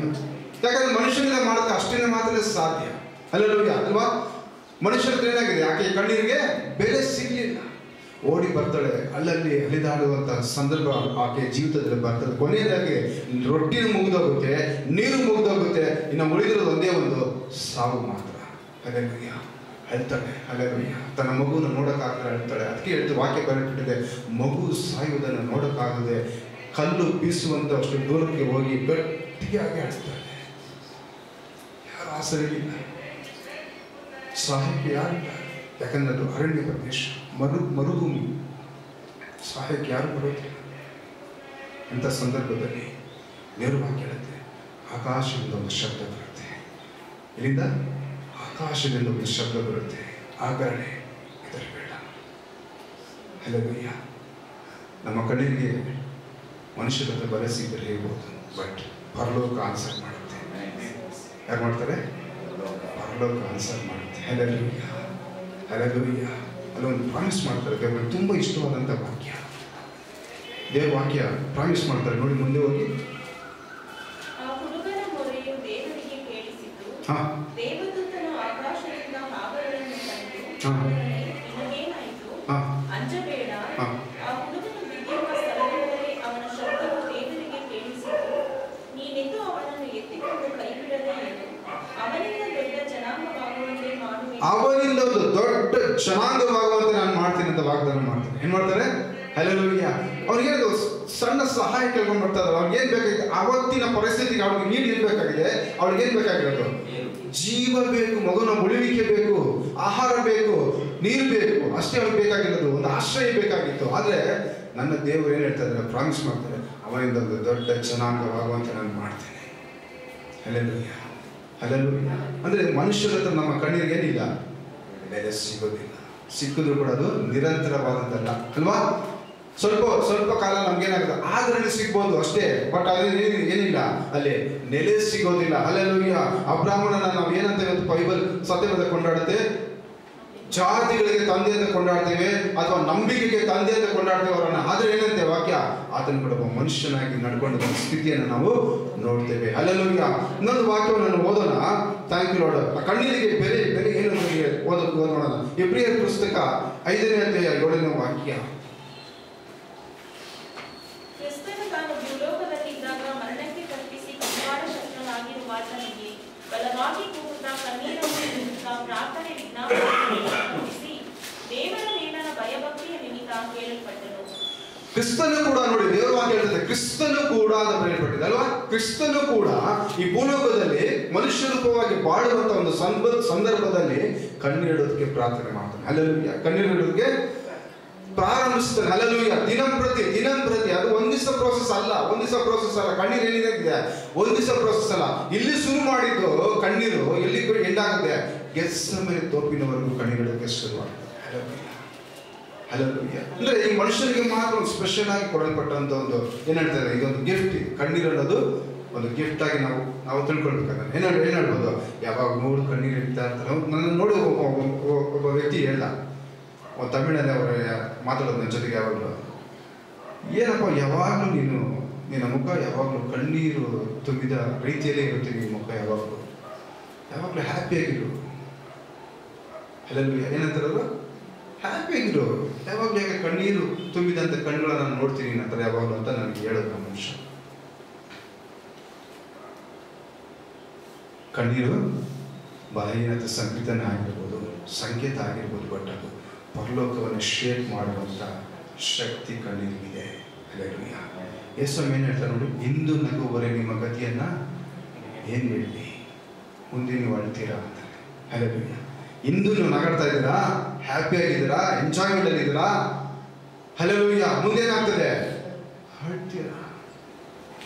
ಹಲ್ಲೆಲೂಯಾ. ಪ್ರಕಟಣೆ ಪುಸ್ತಕ ಆಗೀತಾನೆ ಹೇಳುತ್ತೆ, ಎಲ್ಲರೂ ಆತನ ಕಣ್ಣುಗಳನ್ನು ನೋಡ್ತಾರೆ, ಎಲ್ಲ ಕಣ್ಣುಗಳು ಆತನ ನೋಡ್ತಾರೆ, ಆತನ ಹಿಡಿದವರು ಕೂಡ ಅವರನ್ನು ನೋಡ್ತಾರೆ ಅಂತಾರೆ. ಅವತ್ತು ಎದೆ ಬಡ್ಕೊಂಡು ಓಡಾಡ್ತಾರೆ ಅಂತ ವಾಕ್ಯ ಬರೆಯಲ್ಪಟ್ಟಿದೆ. ಇವತ್ತು ನಾವು ಪ್ರೆಸೆಂಟ್ಲಿ ನಾವು ಹತ್ತು ಕೊಟ್ಟರೆ ಈ ಲೋಕದಲ್ಲಿರುವ ಕಷ್ಟದಲ್ಲಿ, ನಿಂದನೆಗಳಲ್ಲಿ, ಅವಮಾನಗಳಲ್ಲಿ, ಪ್ರಯಾಸಗಳಲ್ಲಿ ನಾವು ಹೋಗುವುದಾದರೆ ಆವತ್ತು ನಾವು ನಗ್ತೀವಿ. ಹಲ್ಲೆಲೂಯಾ. ಆತನ ಸಮ್ಮುಖದಲ್ಲಿ ನಗಲಿಕ್ಕೆ ಉಳ್ಳವರಾಗಿ, ಹಲ್ಲೆಲೂಯಾ, ಹರ್ಷ ಹೃದಯ ಉಳ್ಳವರಾಗಿ ನಾವೇನ್ ಮಾಡ್ತೀವಿ ಇವತ್ತು ನಗೋದಕ್ಕೆ ಸಾಧ್ಯ ಆಗುತ್ತೆ. ಆತನನ್ನು ಎದುರು ನೋಡೋದಕ್ಕೆ ಮೊದಲ ರೀತಿಯರೋ ಎಂಬಂತೆ ನಾವೇನ್ ಮಾಡ್ತೀವಿ, ಅವನ ಎದುರು ನೋಡೋದಕ್ಕೆ ಸಾಧ್ಯ ಆಗುತ್ತೆ. ಇವತ್ತು ನಾವು ಎಂಜಾಯ್ ತುಂಬಾ ಸಂಭ್ರಮದಿಂದ ಇರುವುದಾದ್ರೆ ಏನಾಗುತ್ತೆ, ನಾವು ಅವತ್ತಿನ ಕಾಲದಲ್ಲಿ ಹಲ್ಲೆಲೂಯಾ ಹೇಳ್ಬೇಕಾಗುತ್ತೆ. ಹಲ್ಲೆಲೂಯಾ. ನೋಡಿ, ಕ್ರಿಸ್ತನ ಕೂಡ ಏನೋ ವಾಕ್ಯ ಹೇಳಿದ್ರೆ, ಕ್ರಿಸ್ತನ ಆದ್ರೂ ಕೂಡ ದೇವಕುಮಾರನಾಗಿದ್ರು ಸಹ ಮನುಷ್ಯ ರೂಪದಲ್ಲಿ ಈ ಲೋಕದಲ್ಲಿ ಬದುಕಬೇಕಾದ್ರೆ ಏನಂತೆ, ಮಹಾಶಬ್ದದಿಂದ ಕೂಗಿ ಪ್ರಾರ್ಥನೆ ಮಾಡುವವನಾಗಿದ್ದಾನೆ. Hallelujah, hallelujah. ಇದರಲ್ಲಿ ನಾವು ನೋಡ್ಬೇಕಾದ್ರೆ ಕೀರ್ತನೆಗಳ ಅನೇಕ ಪುಸ್ತಕಗಳಲ್ಲಿ ಕೀರ್ತನೆಗಳನ್ನು ಬರೀತಾನೆ. ಕಣ್ಣಿನ ಕುರಿತಾಗಿ ಆದ ಅನೇಕ ಕೀರ್ತನೆಗಳನ್ನು ಬರೆದಿದ್ದಾನೆ. ಅಂದ್ರೆ 6ನೇ ಕೀರ್ತನೆಯನ್ನು ತೆಗೆದುಕೊಂಡು ಓದ್ ನೋಡೋಣ. ಕೀರ್ತನೆ 6ರಲ್ಲಿ 6ನೇ ವಾಕ್ಯ ಓದೋಣ. 6:7. ನಾನು ನರಳಿ ದಣಿದಿದ್ದೇನೆ, ರಾತ್ರಿಯು ನನ್ನ ಕಣ್ಣೀರಿನಿಂದ ಮಂಚವು ತೇಲಾಡುತ್ತದೆ, ಆಸರೆಯು ಹಾ, ದುಃಖದಿಂದ ನನ್ನ ಕಣ್ಣು ಡೊಂಗರವಾಯಿತು. ಅಲ್ವಾ? ಏನಂತ ನಾನು ರಾತ್ರಿ ಪೂರ್ತಿಯಾಗಿ ಹತ್ತು ನನ್ನ ಹಾಸಿಗೆ ಏನಾಗಿದೆ, ನೆಂದು ಹೋಗಿದೆ. ಅಂದ್ರೆ ಬೆಟ್ಟ ಆಗ್ಬಿಟ್ಟಿದೆ, ಹಾಸಿಗೆ ಎಲ್ಲ ನೆಂದು ಹೋಗಿದೆ. ನನ್ನ ಕಣ್ಣಲ್ಲಿ ಏನಿದೆ, ನೀರೇ ಇಲ್ಲದಷ್ಟು ಏನಾಗಿದೆ, ಬತ್ತೋಗೋಷ್ಟು ಅವನು ಏನ್ ಮಾಡಿದ್ದಾನೆ, ಅಳ್ತಾನೆ. ದಾವೀದನ ಜೀವಿತಗಳೆಲ್ಲ ನೋಡ್ಬೇಕಾದ್ರೆ ಅವನು ಒಂದು ದಿವಸ ಕೂಡ ಅವನ ನಕ್ಕಿರುವಂತ ಪ್ರಮೇಯ ಇಲ್ಲ ಅನ್ಸುತ್ತೆ ನನಗೆ ಮೋಸ್ಟ್ಲಿ. ಯಾಕಂದ್ರೆ ಅವನನ್ನ ಮನೆಯಿಂದ ಹೊರಗಡೆ ಇಟ್ಟಿದ್ದಾರೆ, ಜನಾಂಗದಿಂದ ಹೊರಗಡೆ ಹಾಕಲ್ಪಟ್ಟಿದ್ದಾನೆ, ಅಣ್ಣ ತಮ್ಮಂದಿರಿಂದ ಏನಾಗಿದೆ, ನಾವು ನೆಗ್ಲೆಕ್ಟ್ ಮಾಡಲ್ಪಟ್ಟಿದ್ದಾನೆ, ಸಹಾಯ ಯಾರಿಲ್ಲ ಅವನಿಗೆ. ಹಲ್ಲೆಲೂಯಾ ಅಲ್ವಾ? ತಂದೆ ಏನಂತ ಅವನಿಗೆ ಅವನ ಕುರಿತಾದಂತ ಏನಿದೆ ಸಾಕ್ಷಿ ಏನು ಕೊಡ್ತಾನೆ, ಒಬ್ಬ ಮಗ ಇದ್ದಾನೆ, ಎಲ್ಲಿದ್ದಾನಂತೆ, ಅಡವಿಯಲ್ಲಿ ಪುರಿ ಮೆಸ್ಕೊಂಡಿದ್ದಾನೆ, ಅವನ ಕುರಿತಾದಂತ ಸಾಕ್ಷಿ. ಹಲ್ಲೆಲೂಯಾ. ಅವನ ಕಣ್ಣೀರನ್ನ ಮನುಷ್ಯರು ನೋಡಿದ್ರು ಇಲ್ಲ. ಹಲ್ಲೆಲೂಯಾ. ಪರಲೋಕ ನೋಡ್ತು. ಹಲ್ಲೆಲೂಯಾ ಅಲ್ವಾ?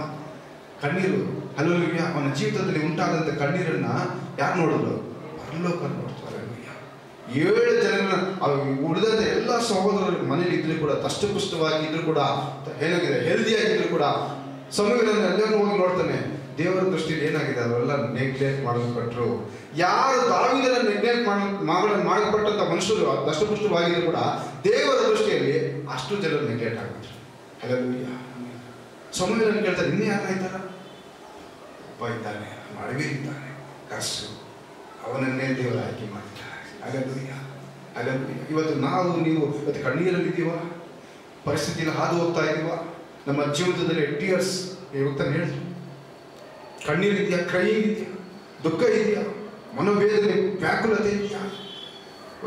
ಚಿಂತೆ ಮಾಡೋದು ಬೇಡ. ಪರಲೋಕ ನಮ್ಮ ಒಂದೊಂದು ಮೂಮೆಂಟ್ ಅನ್ನು ನೋಡ್ತಾ ಇದೆ. ನಮ್ಮ ಕಣ್ಣೀರು ನೆನಪಿದೆ, ಆತನ ಬುದ್ಧನಿಗೆ ಶೇಖರಣೆ ಆಗ್ತಾ ಇದೆ ಅಂತ ಅರ್ಥ. ಹಲ್ಲೆಲೂಯಾ. ನಮ್ಮ ಕಣ್ಣೀರೇನಾಗಿದೆ, ಒಂದು ಕಾಲಕ್ಕೂ ವ್ಯರ್ಥ ಆಗೋದಿಲ್ಲ. ನಮ್ಮ ಬಟ್ಟೆ ಮೇಲೆ ಬಿದ್ದೋದೇನಾಗ್ಬೋದು, ಮಾಯ ಆಗ್ಬಿಡ್ಬೋದು, ಕಾಣಿಸದೆ ಹೋಗ್ಬಿಡ್ಬೋದು, ನಾವು ಅನ್ಕೊಳ್ಬೋದು ಅಷ್ಟೇ ಹೋಯ್ತೀವಿ, ಹೊಲಿಸ್ಕೊಂಡು ಹೋಗ್ಬಿಡ್ಬೋದು.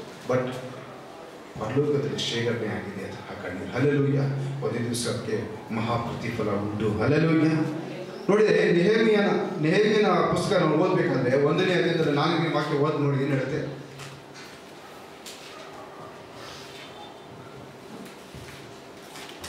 ನಾನು ಈ ವರ್ತಮಾನಗಳನ್ನು ಕೇಳಿದ ಕ್ಷಣವೇ ನೆಲದ ಮೇಲೆ ಕೂತು ನೆಲದ ಮೇಲೆ ಬಿದ್ದು ಅತ್ತೇನು ಅಲ್ವಾ? ಏನ್ ಮಾಡ್ತಾನೆ ಅವನು? ಈ ವರ್ತಮಾನವನ್ನು ಕೇಳಿದ ಒಡನೆ ಕೂತ್ಕೊಂಡು ಏನ್ ಮಾಡ್ತಾನೆ, ನಾನು ಹಲವಾರು ದಿವಸ ಅನ್ನ ನೀರುಗಳನ್ನೆಲ್ಲ ಬಿಟ್ಕೊಂಡು ಏನ್ ಮಾಡ್ತಾನೆ, ಅಳುತ್ತಾ ದೇವರ ಸಮುದ್ರದಲ್ಲಿ ಕಾಲ ಕಳೀತಾನೆ. ಸ್ತೋತ್ರ. ಹಲ್ಲೆಲೂಯಾ. ಹಲ್ಲೆಲೂಯಾ. ಮೊಟ್ಟ ಮೊದಲಾಗಿ ದೇವರಿಂದ ಈ ಪ್ರಾರ್ಥನೆ ಕೇಳಲ್ಪಟ್ಟು ಮನುಷ್ಯರಿಂದ ಅಂದ್ರೆ ಆಮೇಲೆ ಅರಸನಿಂದ ಅವನಿಗೆ ದಯೆ ದೊರಕುವಂತೆ ದೇವರೇ ಮಾಡ್ತಾರೆ ಅಲ್ವಾ? ಯೋಸೇಫನ ಜೀವಿತದಲ್ಲಿ ನಾವು ನೋಡ್ಬೇಕಾದ್ರೆ ಹಾಗೆ ಅದೇ ಕಾರ್ಯಗಳನ್ನು ಆಗುದಲ್ವಾ?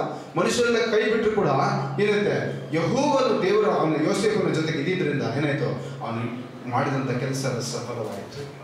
ಅವನಿಗೆ ಹುದ್ದೆಗಳು ಪ್ರಮೋಷನ್ಸ್ ಮೇಲೆ ಪ್ರಮೋಷನ್ ಕೊಡೋದಕ್ಕೆ ಶುರುವಾಯಿತು ಅಲ್ವಾ?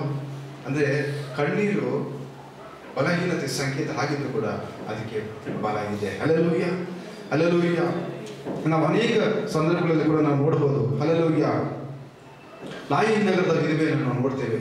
ಒಂದು ಸ್ವಾಮಿ, ಒಂದು ದೇವರು, ನಾವು ಏನು ಹೇಳ್ತೇವೆ, ಒಂದು ಸಂದರ್ಭವನ್ನು ನಾವು ಬೈಬಲಲ್ಲಿ ಓದ್ತೇವೆ. ಹೊಸ ಒಂದು ಬೆಳಕಿಗೆ ನಾಯಿ ನಗರದ ವಿಧವೆ. ಹಲ್ಲೆಲೂಯಾ. ಚಟ್ಟವನ ಮೇಲೆ ಯೌವನಸ್ಥನಾದಂಥ ತನ್ನ ಮಗನನ್ನು ಹೊತ್ಕೊಂಡು ಹೋಗ್ತಾ ಇದ್ದಾರೆ. ಹಲವಾರು ಜನ ಅವ್ರ ಸಂಗಡ ಹೋಗ್ತಾ ಇದ್ರು ಕೂಡ ಹಲ್ಲೆಲೂಯಾ ಸಹಾಯ ಮಾಡೋಕ್ಕೇನು ಯಾರಿಗೂ ಸಂದರ್ಭ ಆಗೋದಿಲ್ಲ. ಹಲ್ಲೆಲೂಯಾ. ಆದರೆ ಆ ಕಣ್ಣೀರನ್ನ ನೋಡಿದ ಒಡನೆ ಯೇಸು ಏನು ಮಾಡ್ತಾರೆ, ಅಲ್ಲೇ ಸ್ಟಾಪ್. ಯೇಸು ಕೂಡ ಜೊತೆಗೆ ಹೋಗ್ತಾ ಇದ್ದಾರೆ. ಆದರೂ ಕೂಡ ಏನಾಗುತ್ತೆ, ವಿಧವೆಯ ಕಣ್ಣೀರನ್ನು ನೋಡಿದ ಒಡನೆ ಅಲ್ಲೇ ನಿಂತು ಅಚ್ಚಟ್ಟವನ್ನು ಮುಟ್ಟಿ ಯೌವನಸ್ಥನನ್ನು ಎಬ್ಬಿಸ್ತಾರೆ. ಹಲ್ಲೆಲೂಯಾ. ಅನೇಕ ಸಂದರ್ಭಗಳಲ್ಲಿ ನಮ್ಮ ಕಷ್ಟಗಳಿಗೆ ನಮ್ಮ ಜೊತೆಗೆ ಹಲವಾರು ನೇಬರ್ಸ್ ಇರ್ಬೋದು, ಸಂಬಂಧಿಕರಿರ್ಬೋದು, ಅಂದ್ರೆ ಏನಾಗ್ತಾರೆ, ತುಂಬಾ ಹತ್ತಿರದವರು ಇದ್ರೂ ಕೂಡ ಏನಾಗುತ್ತೆ, ಸಹಾಯ ಮಾಡೋಕ್ಕಾಗೋದಿಲ್ಲ. ಹಲ್ಲೆಲೂಯಾ. ನಮ್ಮ ಕಣ್ಣೀರಿಗೆ ಸ್ಪಂದಿಸೋದಕ್ಕಾಗೋದಿಲ್ಲ. ಅಂಥ ಸಿಚುವೇಶನ್ಸ್ಗಳು ನಮ್ಮ ಜೀವಿತದಲ್ಲಿ ಬಂದ್ಬಿಡ್ತಾರೆ. ಕೆಲವು ಟೈಮ್ ಯಾರು ಸಹಾಯ ಮಾಡೋಕೆ ಆಗೋದೇ ಇಲ್ಲ, ಕೈ ಬಿಡಲ್ಪಟ್ಟಂಥ ಪರಿಸ್ಥಿತಿ ಬಂದ್ಬಿಡ್ತೀವಿ. ಇನ್ನು ಮುಂದಕ್ಕೆ ದಾರಿನೇ ಇಲ್ಲ ಅಲ್ವಾ? ಅಯ್ಯೋ, ಆ ಒಂದು ವಿಧವೆ ಒಂದು ಜೀವಿತದಲ್ಲಿ ನೋಡ್ಬೇಕಾದ್ರೆ ಮುಂದೆ ದಾರಿನೇ ಇಲ್ಲ. ಅಯ್ಯೋ, ಗಂಡ ಅವಳಿಗೆ ಹೆಸರು ಏನಂದ್ರೆ ನಾಯನಗರದ ವಿಧವೆ, ಅವಳಿಗೆ ಗಂಡ ಇಲ್ಲ. ನೆಕ್ಸ್ಟ್ ಏನಾಗಿದ್ದಾನೆ, ಯೌವನಸ್ಥನಾದಂಥ ಮಗ ಸುತ್ತ ಕೊಟ್ಟಿದ್ದಾನೆ. ಇನ್ನು ಮುಂದೆ ದಾರಿನೇ ಇಲ್ಲ, ಬೇಗ ಹಲ್ಲೆಲೂಯಾ. ಹಾಗೆ ಕಣ್ಣೀರನ್ನ ದೇವರು ನೋಡ್ತಾರೆ. ಹಲ್ಲೆಲೂಯಾ. ಫಾದರ್ ಬರ್ಮನ್ ಇದನ್ನ ಒಂದು ಲಿರಿಕ್ಸ್ ಒಂದು ಹಾಡು ಹಾಡಿದ್ದಾರೆ. ಕಣ್ಣೀರೇ ಕಣ್ಣುடன் ಕಲ್ಲರೆ ಕೊಡು ಸೆಂಡ್ರವನೇ ಕರಂ ಪಿಡಿತು ತೂಕಿಬಿಟ್ಟೆ. ಹಲ್ಲೆಲೂಯಾ. ಅಂದರೆ ಕಣ್ಣೀರನ್ನು ಪರಲೋಕ ಬಹಳ ಮರ್ಯಾದೆ ಕೊಡುತ್ತೆ. ದೇವರು ಅದಕ್ಕೋಸ್ಕರ ಕೀರ್ತನೆಗಳಾದಂಥ ದಾವೀದನು 51ನೇ ಕೀರ್ತನೆ ಬರೀಬೇಕಾದ್ರೆ ಮುರಿದ ಮನವೇ ದೇವರಲ್ಲಿ ಇವತ್ತ ಯಜ್ಞ. ಬ್ರೋಕನ್ ಹಾರ್ಟ್, ದೇವ್ರ ಮುಂದೆ ಬರ್ಬೇಕಂದ್ರೆ ಏನಾಗುತ್ತೆ? ಏನು ಮನಸ್ಸು ಮುರಿದೋಗಿದ್ಯಾ? ತುಂಬ ಗಾಯಪಟ್ಟಿದ್ಯಾ ಮನಸ್ಸು? ಏನಂತ ದೇವ್ರ ವಾಕ್ಯ ಹೇಳ್ತಿದೆ, ಗಾಯಪಟ್ಟಂಥ ಹೃದಯಗಳು ನಾನು ಏನು ಮಾಡ್ತಾನೆ, ನಾನು ಕಟ್ಟುವಂಥ ದೇವರಾಗಿದ್ದಾನೆ. Hallelujah, hallelujah. ಮನುಷ್ಯರ ಬೆಳಗ್ಗೆ ನಮ್ಮ ಕಣ್ಣಿಗೆ ಏನಿಲ್ಲ, ಬೆಲೆ ಇಲ್ಲ. ಹಲ್ಲೆಲೂಯಾ. ಹಾಗೆ ಪರಲೋಕ ಅದೆಲ್ಲವನ್ನು ನೋಡುತ್ತೆ. ಯಾವಾಗಲೂ ನಮ್ಮ ಕಣ್ಣೀರನ್ನು ಯಾವಾಗಲೂ ಅಬ್ಸರ್ವ್ ಮಾಡುತ್ತೆ. ಹಲ್ಲೆಲೂಯಾ. ಎಂಥ ಸಂದರ್ಭಗಳು ಬಂದರೂ ಕೂಡ ಏನಾಗುತ್ತೆ ನೋಡಿ, ಕೆಲವು ಸಂದರ್ಭಗಳಲ್ಲಿ ನಾವು ನೋಡಿ ಒಂದು ಸ್ವಾಮಿಯನ್ನು ದೇವರು ಯೇಸು ಹೇಳ್ತಾರೆ. ಒಬ್ಬ ಮಹಾ ಏನಂತಾರೆ ನ್ಯಾಯಾಧೀಶ ಇರ್ತಾನೆ. ಅವನು ದೇವರಿಗೂ ಭಯಪಡೋದಿಲ್ಲ, ಮನುಷ್ಯರಿಗೂ ಭಯಪಡೋದಿಲ್ಲ. ಆದರೆ ಒಂದು ಹೆಂಗಸು ಬಂದು ಆಕೆ ಅವನ ಹತ್ರ ಹೋಗಿ ಯಾವಾಗಲೂ ಪೀಡಿಸ್ತಾ ಇರ್ತಾನೆ, ನನಗೆ ನ್ಯಾಯ ತೀರಿಸು, ನ್ಯಾಯ ತೀರಿಸು, ನ್ಯಾಯ ತೀರಿಸು. ಅವಳ ಓಡಾಟವನ್ನು ನೋಡ್ಲಾರ್ದೆಲ್ಲ ಅವಳ ಹಿಂಸೆಯನ್ನು ತಾಳದೆ ಅವನೇನು ಮಾಡ್ತಾನೆ, ಇವತ್ತು ನ್ಯಾಯ ತೀರಿಸ್ಕೊಡೋಣ ಅಂತ ತೀರ್ಮಾನ ಮಾಡ್ತಾನೆ. ಅಂದರೆ ಅವನ ಮೇಲೆ ಕನಿಕರ ಪಡಲಿಲ್ಲ, ಆಕೆಯ ಮೇಲೆ ಕನಿಕರ ಪಟ್ಟು ಅಲ್ಲ, ಅವಳ ಹಿಂಸೆ, ಅವಳ ಒಂದು ಇದು ಏನಂತ ಹೇಳ್ತಾರೆ ಟಾರ್ಚರ್ ನೋಡೋಕ್ಕಾಗದೆ ಏನು ಮಾಡ್ತಾನೆ, ಇವತ್ತು ಅವಳ ನ್ಯಾಯ ತೀರಿಸ್ಕೊಡೋಣ ಅಂತ ತೀರ್ಮಾನ ಮಾಡ್ತಾನೆ. ದುಷ್ಟನಾದಂಥ ಆ ಒಂದು ಮನುಷ್ಯನಿಗೆ ಆ ಒಂದು ಮನಸ್ಸಿದೆ ಅಂತ ಹೇಳಿದ್ರೆ ಯೇಸು ಹೇಳ್ತಾರೆ, ಪರಲೋಕದಲ್ಲಿ ನಿಮ್ಮ ತಂದೆ ಎಂಥ ಮನಸ್ಸುಳ್ಳವರಾಗಿರಬೇಕು. ಅದಕ್ಕೆ ಅಪ್ಪ ಅಂತ ಹೋಗಿದ ಒಡನೆ ನಮ್ಮ ಸುತ್ತಲೂ ಪ್ರಸನ್ನ ತಿಳಿದು ಬರುತ್ತೆ. ಅದರಲ್ಲಿ ನಾವು ಕಣ್ಣೀರಲ್ಲಿ ಒಂಟಿಯಾಗಿ ಒಂದು ರೂಮಲ್ಲೋ ಅಥವಾ ಒಂದು ಒಂಟಿತನ ನಮ್ಮ ಜೀವಿತದಲ್ಲಿ ಬರಬೇಕಾದ್ರೆ ಆ ಒಂದು ಏನು ಹೇಳ್ತಾರೆ ಲೋನ್ನೆಸ್, ಯಾರು ಸಹಾಯ ಮಾಡಿದಿರುವಂಥ, ಯಾರಾದ್ರೂ ಹೇಳಕ್ಕಾಗದಿರುವಂಥ ಸಂದರ್ಭ, ಕೆಲವು ವಿಷಯಗಳನ್ನು ಯಾರಾದ್ರೂ ಹಂಚ್ಕೊಳ್ಳೋಕೆ ಆಗೋದಿಲ್ಲ. ಗಂಡನ ಹತ್ರ ಹಂಚ್ಕೊಳ್ಳೋಕ್ಕಾಗೋದಿಲ್ಲ, ಹೆಂಡತಿ ಹತ್ರ ಹಂಚ್ಕೊಳ್ಳೋಕ್ಕಾಗೋದಿಲ್ಲ, ತಂದೆ ತಾಯಿ ಹತ್ರ ಹಂಚ್ಕೊಳ್ಳೋಕ್ಕಾಗೋದಿಲ್ಲ, ಸ್ನೇಹಿತರ ಕೂಡ ಹಂಚ್ಕೊಳ್ಳೋಕ್ಕಾಗೋದಿಲ್ಲ. ಅಂಥ ಸಂದರ್ಭಗಳು ಕೂಡ ನಮ್ಮ ಜೀವಿತದಲ್ಲಿ ಬರ್ತದೆ. ಆ ಸಂದರ್ಭದಲ್ಲಿ ನಮ್ಮ ಪಕ್ಕದಲ್ಲಿ ಬಂದು ನಿಂತ್ಕೊಳ್ತಾರೆ, ನನ್ನ ಹತ್ರ ಹೇಳಪ್ಪ ಅಂತಾರೆ. ನಾವು ಹೇಳ್ಬೋದು, ಎಂಥ ವಿಷಯ ಆಗಿದ್ರು ಕೂಡ, ಎಂಥದೇ ಕನಿಷ್ಠವಾದಂಥ ಕೆಟ್ಟದಾದಂಥ ಸಂದರ್ಭದಲ್ಲಿ ಕೂಡ ಆತನು ನಮ್ಮನ್ನು ರಿಸೀವ್ ಮಾಡೋದಕ್ಕೆ ಮನಸ್ಸುಳ್ಳವನಾಗಿದ್ದಾನೆ. ಶಕ್ತಿ ಅಲ್ಲ, ಮನಸ್ಸುಳ್ಳವನಾಗಿದ್ದಾನೆ. ಕುಷ್ಠರೋಗಿ ಬಂದು ಏನು ಹೇಳ್ತಾನೆ ಯೇಸು ಹತ್ರ, ನಿನಗೆ ಮನಸ್ಸಿದ್ದರೆ ನನ್ನ ಶುದ್ಧ ಮಾಡಬಾರ್ದೆ. ಒಡನೆ ಅಂದರೆ ಇಮಿಡಿಯೇಟ್ ಆಗಿ ರಿಯಾಕ್ಟ್ ಆಗ್ತದೆ. ಅಲ್ಲಿ ಯೇಸು ಹೇಳ್ತಾರೆ, ಎಸ್ ನನಗೆ ಮನಸ್ಸಿದೆ. ಮನುಷ್ಯರಾಗಿದ್ರೆ ನಾವು ಹೇಳ್ತಾ ಇಲ್ವಾ, ಇರಪ್ಪ ತಡೆಯಪ್ಪ ನೋಡೋಣ, ಪ್ರಾರ್ಥನೆ ಮಾಡೋಣ ಅಲ್ವಾ? ಆದರೆ ಯೇಸು ಹೇಳ್ತಾರೆ, ಎಸ್ ನನಗೆ ಮನಸ್ಸಿದೆ, ಶುದ್ಧನ. ಹಲ್ಲೆಲೂಯಾ. 10 ಜನ ಕುಷ್ಠರೋಗಿಗಳ ಬಗ್ಗೆ ನಾವು ಬೈಬಲಲ್ಲಿ ಓದ್ತೇವೆ. ಆ ಕುಷ್ಠರೋಗಿಗಳ ಆವತ್ತಿನ ಕಾಲದಲ್ಲಿರುವಂಥ ಆಚಾರ ಹೆಂಗಂತಂದ್ರೆ, ಕುಷ್ಠರೋಗಿಗಳು ಒಂದು 10 ಜನ ಇದ್ದಾರೆ ಅಂತ ಹೇಳಿದ್ರೆ ಅವರಾಗೆ ಅಡ್ವಾನ್ಸ್ ಆಗಿ ಕೂಗ್ಬೇಕಂತೆ. ಏನಂತ, ನಾವು ಇಲ್ಲಿದ್ದೇವೆ, ಅಶುದ್ಧರಾದವರು ಇಲ್ಲಿದ್ದೇವೆ, ನಮ್ಮ ಕಡೆಗೆ ಯಾರು ಬರಬೇಡ್ರಿ, ಕೂಗ್ಬೇಕು ಅವ್ರೆ. ಆ ಥರವಾದಂಥ ಒಂದು ಆಚಾರ ಇರ್ತವತ್ತು. 10 ಜನ ಸೇರಿ ಕೂಗ್ಬೇಕಾದ್ರೆ ಎಷ್ಟು ದೊಡ್ಡದಂಥ ಒಂದು ಕೂಗಾಗಿತ್ತು. ಯೇಸು ಆ ಮಾರ್ಗವಾಗಿ ನಡೆದು ಬರ್ತಾ ಇದ್ದಾರೆ. ಆವತ್ತು ಕೂಡ ಕೂಗಿದ್ದಾರೆ ಅವರು, ಈ ಒಂದು ಜಾಗಕ್ಕೆ ಬರಬೇಡಿ, ನಾವು ಅಶುದ್ಧರಾದವರು ಇದ್ದೀವಿ ಇಲ್ಲಿ. ಆದರೆ ಮನಸ್ಸುಳ್ಳಂಥ ದೇವರು, ಅಂದರೆ ಕನಿಕರವುಳ್ಳಂಥ ದೇವರು, ಕ್ಷಮಿಸುವಂಥ ಮನಸ್ಸುಳ್ಳಂಥ ದೇವರು ಆ ಕೂಗಿಗೆ, ಆ ಒಂದು ಇದಕ್ಕೆ, ಅಂದರೆ ಪ್ರಾಕೃತಿಕವಾದಂಥ ಕೂಗಲು, ಅಂದರೆ ಅದು ಬರಬಾರ್ದು ಅನ್ನೋದಂಥದ್ದು ಪ್ರಾಕೃತಿಕವಾದಂಥ ರೂಲ್ಸ್, ಮನುಷ್ಯನೇ ಮಾಡ್ಕೊಂಡಿರುವಂಥ ರೂಲ್ಸ್. ಹಲ್ಲೆಲೂಯಾ. ಆ ರೂಲ್ಸ್ನ ಬ್ರೇಕ್ ಮಾಡಿ 10 ಜನರ ಹತ್ರ ಯೇಸುಸ್ವಾಮಿ ಬರ್ತಾರೆ, ಬಂದು ಮುಟ್ಟಿ ಶುದ್ಧ ಮಾಡ್ತಾರೆ. Hallelujah, hallelujah. ಅಂದರೆ ನಮ್ಮ ಕಣ್ಣೀರನ್ನು ಯಾವತ್ತೂ ಪರಲೋಕ ತಳ್ಳಾಕೋದೇ ಇಲ್ಲ. ಕೊನೆಯದಾಗಿ ಒಂದೇ ಒಂದು ಇದನ್ನು ಹೇಳಿ ನಾನು ಪ್ರಾರ್ಥನೆ ಮಾಡ್ತೀವಿ. ಹಲ್ಲೆಲೂಯಾ. ಒಂದು ಬಾರಿ ಒಂದು ನಿಮಗೆಲ್ಲ ಹಲವಾಸ ಹೇಳಿರ್ಬೋದು ಆ ಒಂದು ಇದು ಸಾಕ್ಷಿ, ಇವತ್ತು ಕೂಡ ಹೇಳಕ್ಕೆ ಇಷ್ಟಪಡ್ತೀನಿ ನಾನು. ಒಂದು ಸುವಾರ್ಥ, ಒಂದು ಮಿಷನರಿಯಿಂದ ಒಂದು ಯೌವನಸ್ಥನು ಒಂದು ಹಳ್ಳಿಗೆ ಸುವಾರ್ಥಕ್ಕೋಸ್ಕರವಾಗಿ ಬರ್ತಾನೆ. ಅಲ್ಲೊಂದು ಸಣ್ಣದಾದಂಥ ಒಂದು ಮನೆ ಮಾಡಿಕೊಂಡು ಆ ಒಂದು ಏರಿಯಾಗೆ ಸುವಾರ್ಥ ಸಾರ್ಥಕ್ಕೆ ಬರ್ತಾನೆ. ಡೈಲಿ ಪ್ರಾರ್ಥನೆ ಮಾಡ್ತಾನೆ, ಹೋಗ್ತಾನೆ, ಸುವಾರ್ಥ ಸಾರ್ತಾನೆ, ಮತ್ತು ಟ್ರ್ಯಾಕ್ಸ್ ಎಲ್ಲ ಕೊಡ್ತಾನೆ, ಎಲ್ಲ ಮಾಡ್ತಾನೆ. ಇದೇ ರೀತಿಯಾಗಿ ಒಂದು ಹಲವಾರು ದಿವಸಗಳು, ಹಲವಾರು ವೀಕ್ಸ್ ಟೈಮ್ ತೆಗೆದುಕೊಳ್ಳುತ್ತೆ. ಈಗ ಮಾಡ್ತಾ ಇರಬೇಕಾದ್ರೆ ಮತ್ತೆ ಸಭೆ ಅವನು ಕಳಿಸಿದ ಸಭೆಗೆ ಲೆಟರ್ ಬರೀತಾನೆ. ಅವನಿಗೆ ಫೀಡ್ಬ್ಯಾಕ್ ಮಾಡಬೇಕು, ಸಭೆಗೆ ಏನು ಮಾಡಬೇಕು, ಅವನು ಇಲ್ಲಿ ಏನು ನಡೀತದೆ ತಿಳಿಸ್ಬೇಕಾದ್ರೆ ಈ ರೀತಿಯಾಗಿ ತಿಳಿಸ್ತಾ ಇರ್ತಾನೆ. ಅವಾಗ ತಿಳಿಸ್ಬೇಕಾದ್ರೆ ಅವ್ನು ಕೇಳ್ತಾನೆ, ಏನಾಯ್ತು ಕೇಳಿದಾಗ, ಇಷ್ಟು ಪ್ರಯಾಸ ಪಟ್ಟು ನಾನು ಬೆಳಗ್ಗೆಯಿಂದ ಹೋಗಿ ಸಾಯಂಕಾಲದವರೆಗೆ ಎಲ್ಲ ಕಡೆ ಟ್ರ್ಯಾಕ್ಸ್ ಕೊಡ್ತಾ ಇದ್ದೀನಿ, ಎಲ್ಲ ಮಾಡ್ತಾ ಇದ್ದೀನಿ, ಒಂದು ಆತ್ಮ ಕೂಡ ಸಿಗಲಿಲ್ಲ. ಇನ್ನೂ ಸ್ವಲ್ಪ ಪ್ರಯತ್ನ ಪಡುವಂತ ಅಲ್ಲಿಂದ ಲೆಟರ್ ಬರುತ್ತೆ, ಪ್ರಯತ್ನ ಪಡ್ತಾನೆ, ಏನೂ ಆಗಲಿಲ್ಲ. ಇನ್ನೂ ಸ್ವಲ್ಪ ಪ್ರಯತ್ನ ಪಡುವಂತ ಈ ಸೆಕೆಂಡ್ ಲೆಟರ್ ಬರುತ್ತೆ, ಮಾಡ್ತಾನೆ, ಆಗಲಿಲ್ಲ. ಥರ್ಡ್ ಲೆಟರ್ ಬರೀತಾನೆ, ಬರ್ದಿಲ್ಲ, ಏನೂ ಆಗಿಲ್ಲ ಅಂತ. ಅಲ್ಲಿಂದ ಮೂರನೇ ಲೆಟರ್ ಬರುತ್ತೆ, ಒಮ್ಮೆ ಕಣ್ಣೀರಿಂದ ಪ್ರಯತ್ನ ಪಡುವಂತ. ಎಲ್ಲಿಂದ ಪ್ರಯತ್ನ ಪಡಬೇಕು? ಕಣ್ಣೀರಿಂದ ಒಂದ್ಸಲ ಪ್ರಯತ್ನ ಪಡೋದು.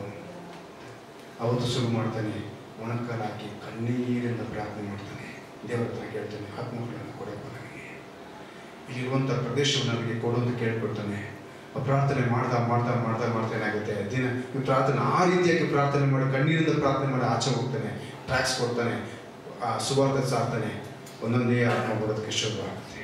ಹಲ್ಲೆಲೂಯಾ, ಹಲ್ಲೆಲೂಯಾ ಅಲ್ವಾ? ನಮ್ಮ ಕಣ್ಣೀರನ್ನ ಏನಾಗುತ್ತೆ ಅವಾಗ, ಇಷ್ಟು ಸಹ ಪ್ರಾರ್ಥನೆ ಮಾಡಿದವನಿಗೆ ಕೇಳಿಲ್ವ? ದೇವರು ಕೇಳಿದ್ದಾರೆ. ಆದರೆ ಯಾವಾಗ ಅದಕ್ಕೆ ಬೆಲೆ ಸಿಗುತ್ತೆ ಅಂತಂದ್ರೆ, ನಮ್ಮ ಪ್ರಾರ್ಥನೆ ಜೊತೆಗೆ ಉಪವಾಸದ ಜೊತೆಗೆ ಏನು ಸೇರಬೇಕು? ಕಣ್ಣೀರು ಸೇರಬೇಕು. ಅವಾಗ ಏನಾಗುತ್ತೆ? ತುಂಬ ಬಲವಾಗಿ ಕ್ರಿಯೆ ಮಾಡುತ್ತೆ. ನಮ್ಮ ಪ್ರಾರ್ಥನೆಗಳಲ್ಲಿ ಕೂಡ ಇದನ್ನು ನಾವು ಅಳವಡಿಸ್ಕೊಳ್ಳೋಣ. ನಮ್ಮ ಅಲ್ವಾ, ಈ ಒಂದು ಪ್ರಾರ್ಥನೆಗಳಲ್ಲಿ ನಾವು ಹಲವಾರು ಪ್ರಾರ್ಥನೆ ಮಾಡಬೇಕಾದ್ರೆ ಸುಮ್ಮನೆ ಪ್ರಾರ್ಥನೆ ಮಾಡಿ ಹೋಗ್ತಾ ಇರ್ತೀವಿ. ಯಾವತ್ತೂ ನಾವು ಡೀಪಾಗಿ ಹೋಗಿ ಒಂದು ವಿಷಯ ಕೊಟ್ಟರೆ ಅದರೊಳಗೆ ಇನ್ವಾಲ್ವ್ ಆಗಿ ಅದಕ್ಕೆ ಕಣ್ಣೀರನ್ನು ಆ್ಯಡ್ ಮಾಡ್ತಾ ಹೋದ್ರೆ ಏನಾಗುತ್ತೆ, ಆ ಪ್ರಾರ್ಥನೆ ಬಲವುಳ್ಳದಾಗಿರ್ತದೆ. ಹಲ್ಲೆಲೂಯಾ. ವಾಕ್ಯಗಳನ್ನು ಕೊಟ್ಟದಕ್ಕಾಗಿ ನಾನು ಸ್ತೋತ್ರ ಮಾಡ್ತೇನೆ. ನಮ್ಮ ಜೀವಿತದಲ್ಲಿ ಕೂಡ ಈ ಕಣ್ಣೀರಿನ ಪ್ರಾರ್ಥನೆ ಇರಲಿ. ಕಣ್ಣೀರಿನ ಒಂದು ಏನಂತಾರೆ, ಮನದಲ್ಲಿ ವಿಜ್ಞಾಪನೆಗಳಲ್ಲಿ ಯೇಸು ಕ್ರಿಸ್ತನ ಯಾವ ರೀತಿಯಾಗಿ ಜೋರಾಗಿ ಕಣ್ಣೀರಿಟ್ಟು ಪ್ರಾರ್ಥನೆ ಮಾಡೋಣ, ಅದೇ ರೀತಿಯಾಗಿ ನಮಗೂ ಕೂಡ ಅವನು ಕೃಪೆ ಸಿಗಲಿ ಅಂತ ನಾವು ಪ್ರಾರ್ಥನೆ ಮಾಡೋಣ.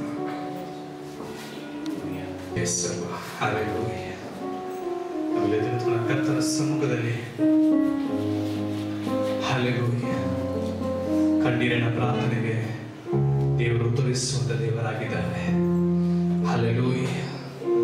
ಎಷ್ಟೋ ಬಾರಿ ನಾವು ಕಣ್ಣೀರಿಂದ ಪ್ರಾರ್ಥಿಸುವಾಗ ಏಕಾಂತವಾಗಿದ್ದೇವೆ ಅನ್ಕೊಂಡು ನಾವು ಫೀಲ್ ಮಾಡಿ ಆಡ್ತೇವೆ.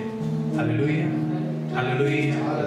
ಒಂದು ವಿಷಯ ನಮ್ಗೆ ಇವರಿಗೆ ಹೇಳೋದಕ್ಕೆ ಇಷ್ಟಪಡ್ತೇನೆ. ನಾವು ಕಣ್ಣೀರಿಂದ ಪ್ರಾರ್ಥಿಸುವಾಗ ಮನುಷ್ಯರಾಗಿ ಬಂದು ನಮ್ಮನ್ನ ಮಾತಾಡಿಸಿ ಸಮಾಧಾನಪಡಿಸಿ ಹೋಗುವಂತ ನನ್ನ ದೇವರಲ್ಲ, ನಮ್ಮ ಜೊತೆಗೆ ಅಳುವಂತ ದೇವರಾಗಿದ್ದಾರೆ. ಮಗ್ದಲದ ಮರಿಯಳು ಮಾರ್ತಳು ಕೂಡ ಯೇಸುವಿನ ಬಳಿಗೆ ಬಂದು ಹೇಳುವಾಗ, ಯೇಸು ಸ್ವಾಮಿ, ದೇವರ ವಾಕ್ಯ ಹೇಳ್ತಿದೆ, ಲಾಜರನ ಸಮಾಧಿಯ ಬಳಿ ಬಂದು ಯೇಸು ಅತ್ತನ್ನೊಂದು ವಾಕ್ಯ ಹೇಳುತ್ತೆ. ಹಲ್ಲೆಲೂಯಾ. ನೋಡಿ ಎಷ್ಟು ವಾಕ್ಯ ನೀವು ನೋಡಿದ ಆದಿಕಾಂಡದಲ್ಲಿ ಆತನ ಮುನ್ಸನೆ ಹತ್ತದಂತ ಒಂದು ಕಾರ್ಯ ಇವತ್ತು ವರ್ಲ್ಡ್ ವೈಡ್ ಅಲ್ಲಿ ಒಂದು ರೆಕಾರ್ಡ್ ಅನ್ನು ಇರುವಂತ ಒಂದು ಕಾರ್ಯ. ಇವತ್ತು ಎಲ್ಲರೂ ಅದನ್ನು ನೋಡುವಂತ ಕಾರ್ಯವಾಗಿ ದೇವರು ಮಾಡಿದ್ದಾರೆ. ಹಲ್ಲೆಲೂಯಾ. ದೇವರ ವಾಕ್ಯ ಹೇಳುತ್ತೆ, ಆತನ ಮನ ನೇತ್ರ ತೆರೆಸಲ್ಪಟ್ಟು ಅವಳ ಕಣ್ಣನ್ನು ತೆರೆದಕ್ಕೆ ಏನಾಯ್ತು, ಒಂದು ಬಾವಿಯನ್ನು ಅವಳು ನೋಡೋದು. ಇವತ್ತುವರೆಗೂ ಆ ಬಾವಿ ಇದೆ. ವರ್ಲ್ಡ್ ವೈಡ್ ಅಲ್ಲಿ ಇವತ್ತು ಏನಾಗಿದೆ, ಆ ನೀರು ಎಲ್ಲೂ ಸಿಗೋದಿಲ್ಲ. ಯಾರು ನೀರು ಕಾಸು ಕೊಟ್ಟರು ಕೂಡ ಅಂತ ನೀರು ಸಿಗೋದಿಲ್ಲ. ಈ ಮೆಕ್ಕ ಅಂತ ಹೋಗ್ತಾರಲ್ಲ ಮುಸ್ಲಿಮ್ಸ್ ಅವರು, ಆ ಜಾಗ ಇವತ್ತವರೆಗೂ ಇದೆ. ಕೋಟೆ ಅಂತ ಜನಗಳು ಹೋಗ್ತಾರಲ್ಲ ಜಾಗಕ್ಕೆ, ಇವತ್ತವರೆಗೂ ಏನಾಗಿದೆ, ಅದು ಒಂದು ಪವಿತ್ರ ಭೂಮಿಯಾಗಿ ದೇವರು ಮಾಡಿದ ಕಾರ್ಯ. ಅದು ಏನಾಗುತ್ತೆ, ನಮ್ಮ ಜೀವನದಲ್ಲಿ ಅದು ದೊಡ್ಡ ಒಂದು ಏನಾಗುತ್ತೆ, ಆಶೀರ್ವಾದವಾಗುತ್ತೈತೆ. ಆದರೆ ನಮ್ಮ ಕಣ್ಣೀರು ಹೆಂಗಿರ್ಬೇಕಂದ್ರೆ ಅದು ಸತ್ಯವಾಗಿರ್ಬೇಕು, ನಿಜವಾಗಿರ್ಬೇಕು. ಒಂದು ಗಾದೆ ಹೇಳ್ತಾರೆ, ನಮ್ಮ ಮೊಸಳೆ ಕಣ್ಣೀರು ಸೋರಿಸ್ಬೇಡ. ನಮ್ಮ ಕಣ್ಣೀರ ಪ್ರಾರ್ಥನೆ ಅಂದ್ರೆ ದೇವರ ಒಂದು ದೂತರನ್ನೇ ಇಳಿಸುವಂತೆ ದೇವರು ಮಾಡ್ತಾರೆ. ಹಲ್ಲೆಲೂಯಾ. ನಾವು ಕಣ್ಣುಗಳು ಮುಚ್ಚಿ ನಾವು ಪ್ರಾರ್ಥಿಸೋಣ. ದೇವರು ವಾಕ್ಯಗಳೊಂದಿಗೆ ಮಾತನಾಡೋದಕ್ಕಾಗಿ ಸ್ತೋತ್ರ ಮಾಡೋಣ. ಹಲ್ಲೆಲೂಯಾ. ನಮ್ಮ ಪ್ರಾರ್ಥನೆ ಕಣ್ಣೀರು ತುಂಬಿರೋದ ಒಂದು ದಾಹದಿರುವಂತ ಪ್ರಾರ್ಥನೆ ಆಗಿರಲಿ ಯಾವಾಗಲೂ. ಹಲ್ಲೆಲೂಯಾ. ಸ್ತೋತ್ರ ಮಾಡೋಣ. ಹಲ್ಲೆಲೂಯಾ. ನಮ್ಮ ಮುಂದಿರುವಂತ ಹಲ್ಲೆಲೂಯಾ ಬಂದು ನಮ್ಮದಕ್ಕಾಗಿ ಪ್ರಾರ್ಥನೆ ಮಾಡ್ತಾರೆ. ಹಲ್ಲೆಲೂಯಾ. ಸ್ತೋತ್ರ. ಕಣ್ಣುಗಳು ಮುಚ್ಚಿ ನಾವು ಪ್ರಾರ್ಥಿಸೋಣ. இம்மட்டுமா எங்களை வழி நடத்தின வினேசரே மக்க நன்றி அப்பா. அப்பா ஆண்டவரே, எல்லா பகுதியிலும் உள்ள கிருபை எங்களை வழி நடத்தின தயவுக்கு மக்க நன்றி அப்பா. ஸ்டார்டிங்ல இருந்து எண்டிங் வரைக்கும் உங்க பிரச்சனை எங்களோடு கூட இருந்து வழி நடத்தின தயவுக்கு மக்க நன்றி ஏசப்பா. முற்றிலுமா வசன பகுதியில் ஆண்டவரே எங்களோடு கூட பேசி தகப்பனே, எங்களை நீங்க தகப்பனே தேற்றின தயவுக்காய் மக்க நன்றி ஏசப்பா. அப்பா ஆண்டவரே, இங்க நின்று கொண்டிருக்கிற ஒவ்வொருத்தரோட வாழ்க்கையில தகப்பனே ஒவ்வொரு கண்ணீர் இருக்குது ஆண்டவரே. ஆனா அந்த கண்ணீர்களை தகப்பனே தொடுக்கின்ற தேவன் நீராக இருக்கிறீங்க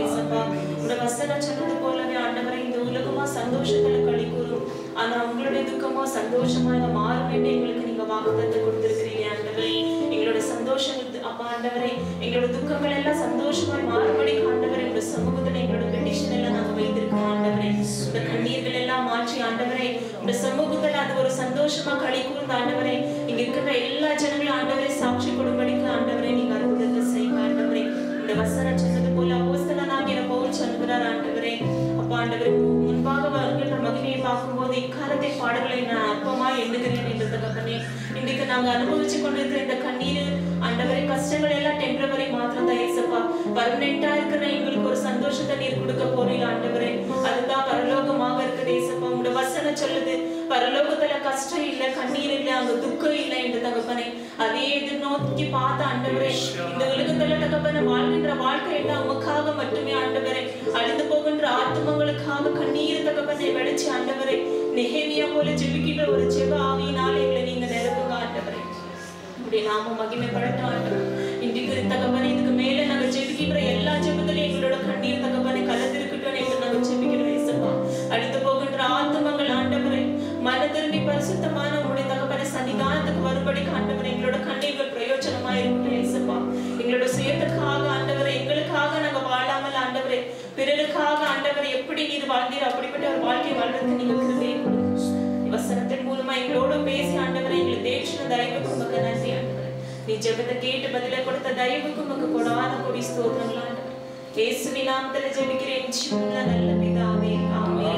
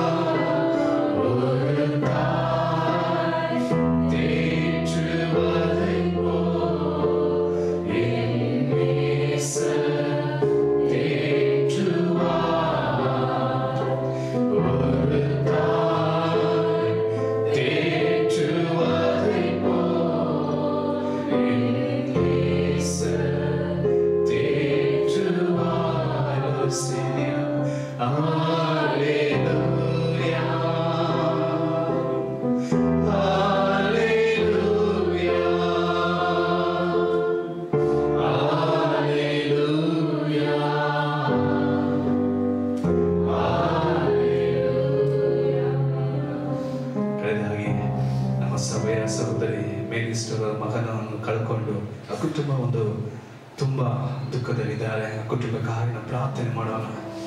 ಆ ಸಹೋದರಿಯನ್ನು ಕರ್ತನು ತಾನೇ ಬಲಪಡಿಸಲಿ, ಆ ಕುಟುಂಬವನ್ನು ಕರ್ತನು ತಾನೇ ಬಲಪಡಿಸಲಿ.